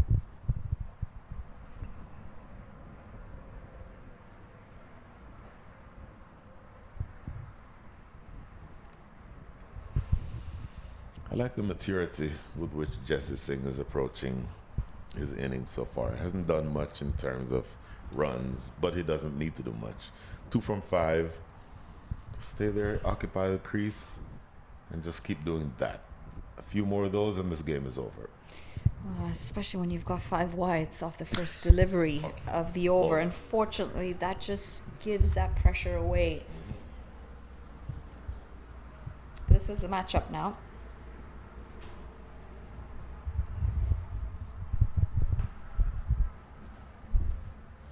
Mohamed Mohsin taking a look around. He's looking at square leg. Slip fielder in position. You like seeing that. Reverse sweep. Gosh, and that is a fumble. Oh, you have got to feel that. You've absolutely got to feel that. A small matter of 12 runs now. 2 big Mohamed Mohsin swipes from this game being finished. Yeah, this is very casual. Very, very casual. That is absolutely unacceptable. Yeah, that really needed to have been stopped. Sahil Garg is the culprit on that occasion. Reverse sweep, another big hit going close toward the boundary. A couple more runs. In fact, they stop at just 1. Tell you what, that was not a shot of control or confidence. Skied high, just a bit too far from the 2 fielders in the deep. He would have had his heart in his mouth.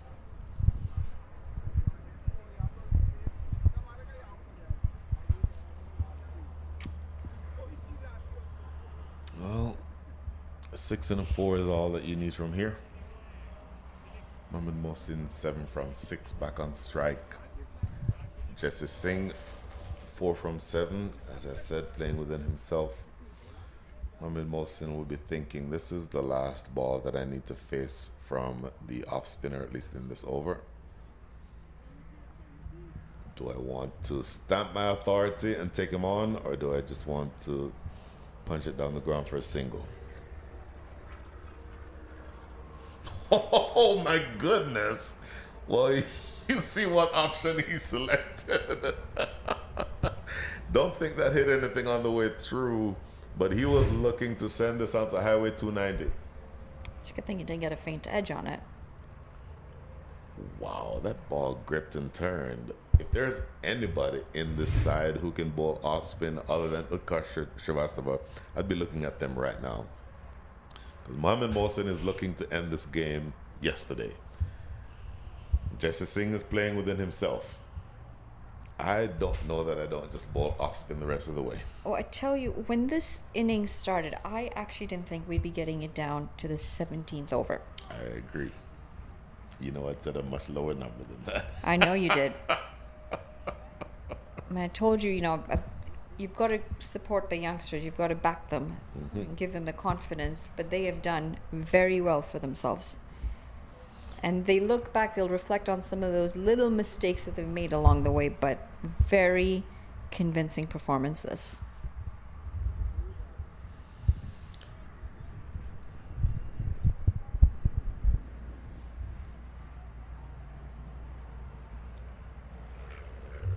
It's going to be Rahul Basu.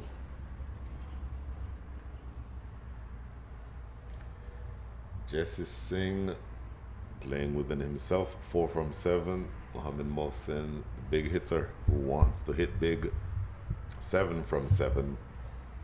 So something you think is going to give if there is a single taken anytime soon. There is a single. No, in fact, yes, they do take that single. So watch Mohammad Mohsin here. The last couple of shots that he played in this last over, to me, indicated that he wants to get things over with. As an off spinner, what are you bowling right now to Mohammad Mohsin?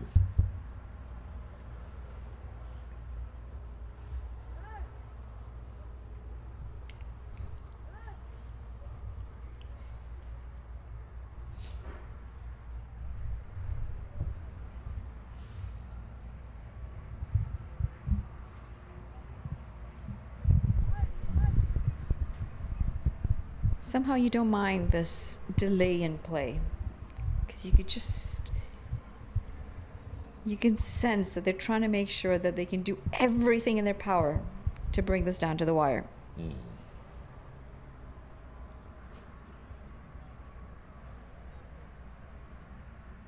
One wicket here could make things very interesting, you know?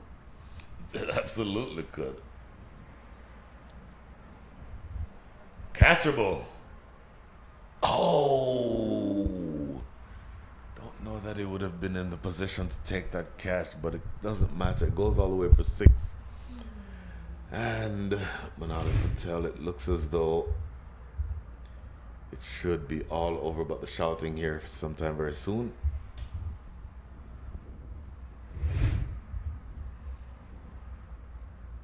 Just another 3 runs needed for victory. Oh, he chopped on. All is not done yet. Mohammad Mohsin looking to end the game with one big swipe. Chops it onto his stumps. Wicket number 8.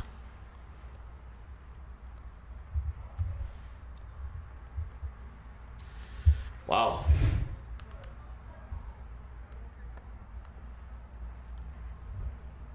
Tell you what, that's... In fact, I won't characterize it. I'll ask you your opinion on what you just saw. You just expect a bit more responsibility from your senior players, don't you? Given the situation. Again, I still think they're going to get over the line here, Sure. but you just want to make sure that you finish the job while you're out there. Give credit to the future caps, though. They've picked up 8 wickets of a team that is very, very stacked.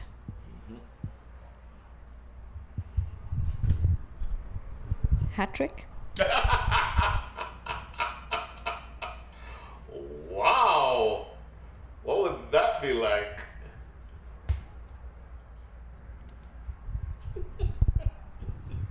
Well, he doesn't seem very happy here, Jesse Singh.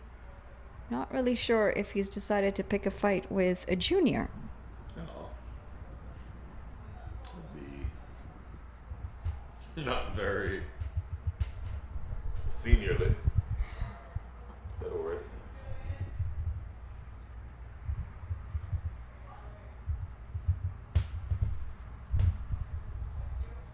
Rahul Basu. Earlier I said off spinner. He's actually bowling leg spin, Rahul Basu. So Abhimanyu Paswal is at the crease. The two bowlers are being asked, and yes, you have a slip fielder in position. What happens here?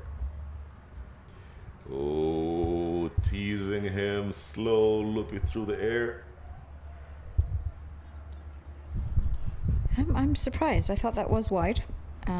Maybe I have misseen. I don't even think that's a word. Misspoke is, but misseen, I don't think so. Single, picked up. Wowzer. 2 runs needed. 1 to tie, 2 to win. No. Super over? No. Oh my goodness. 17 overs gone, 132 for 8. If a couple injudicious strokes are not played and they're chasing 160, if that first delivery of the innings is not a no ball, as they say, if was a fifth, we'd all be drunk. But have you heard that expression? The undulating pattern of the bungalows there versus the skyscrapers.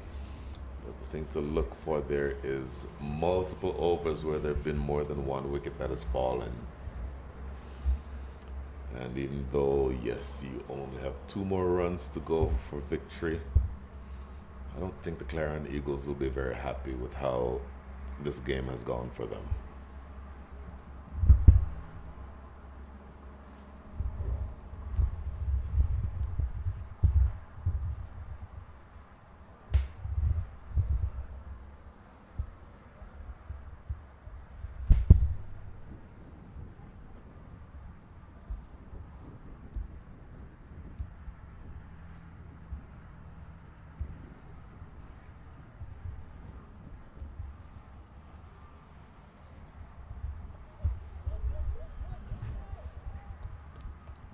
Last over possibly with Karshavasa, the captain.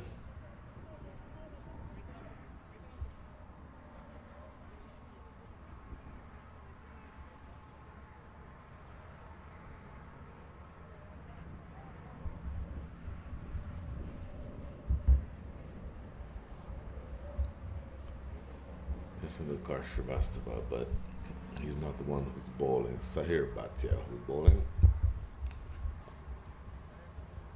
That should level the scores. The next run of any flavor wins it for the Clarion Eagles. But hats off for the future caps. Make that caps off for the future caps.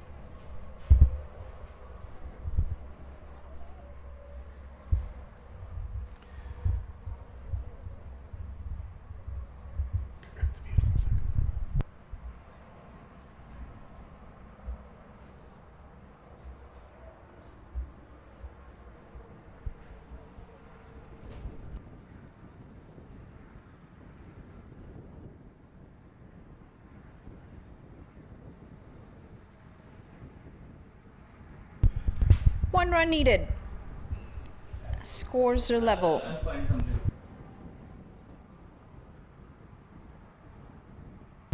See, you wasted this. I'm still gonna eat it. No, please don't do that. It's No, a no, don't 30 do second it. rule. Please don't I'm do not it. gonna do it in front of you. Oh.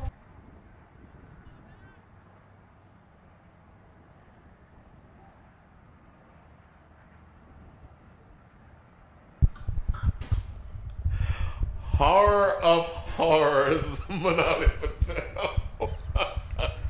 And I just won't even talk about what we just saw. But 1 more run needed for victory. The score is a level.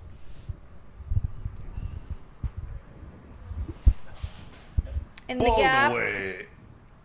Oh. Well, they get the single that they need to close this game, the Clarion Eagles. But what an effort this has been by the future Caps.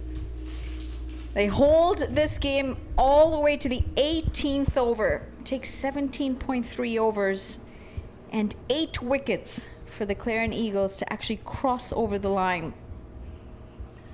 I am reminded about when the US played India in the World Cup a few months ago, where on paper there should be no competition, but India actually had to work to defeat the US, and I would get the same feeling from this game. The Clarion Eagles winning by 2 wickets.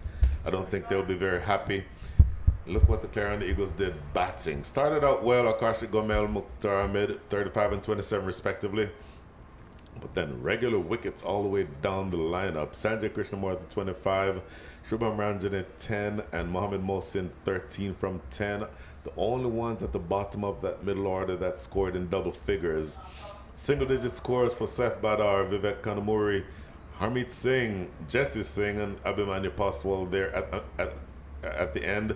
But my goodness, I think the Clarion Eagles will probably want to think about how they approach this. Youngsters, I thought, bowled well. The three of them who had economy rates above 10.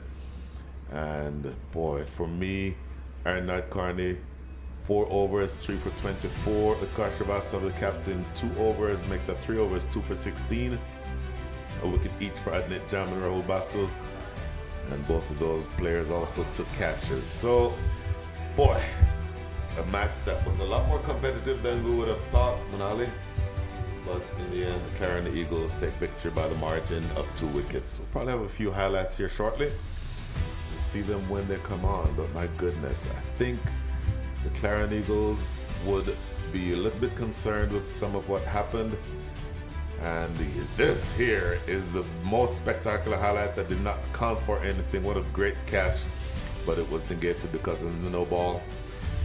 Then some big hitting. This one was special by Mukhtar Ahmed over the top of cover, and then this one guided down to deep third for 6. Continued hitting all around the ground, but then eventually gets a pretty simple catch here taken in that short cover area. And then there's a little bit of controversy. We think that this might have bounced before it got to Aaron Nadkarni, but it was given as a wicket.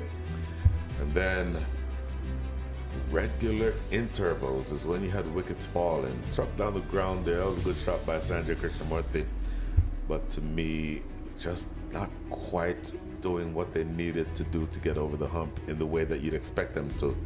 A couple of lusty blows down the ground, but on balance, even though Sanjay Krishnamurthy really looked the part, that was such an athletic catch. Adnit Jam off the rebound. Shubham Ranjan, it holds out in the deep, but a couple of big shots toward the end, and then ultimately, while they limped their way toward the back end of the innings, I think that it was pretty safe to say that this, while it was always going to be finishing the way that you thought it did finish, I don't know that they expected to struggle as much as they did. Harmeet Singh top edging that one and the catch taken, and here 5 free runs given.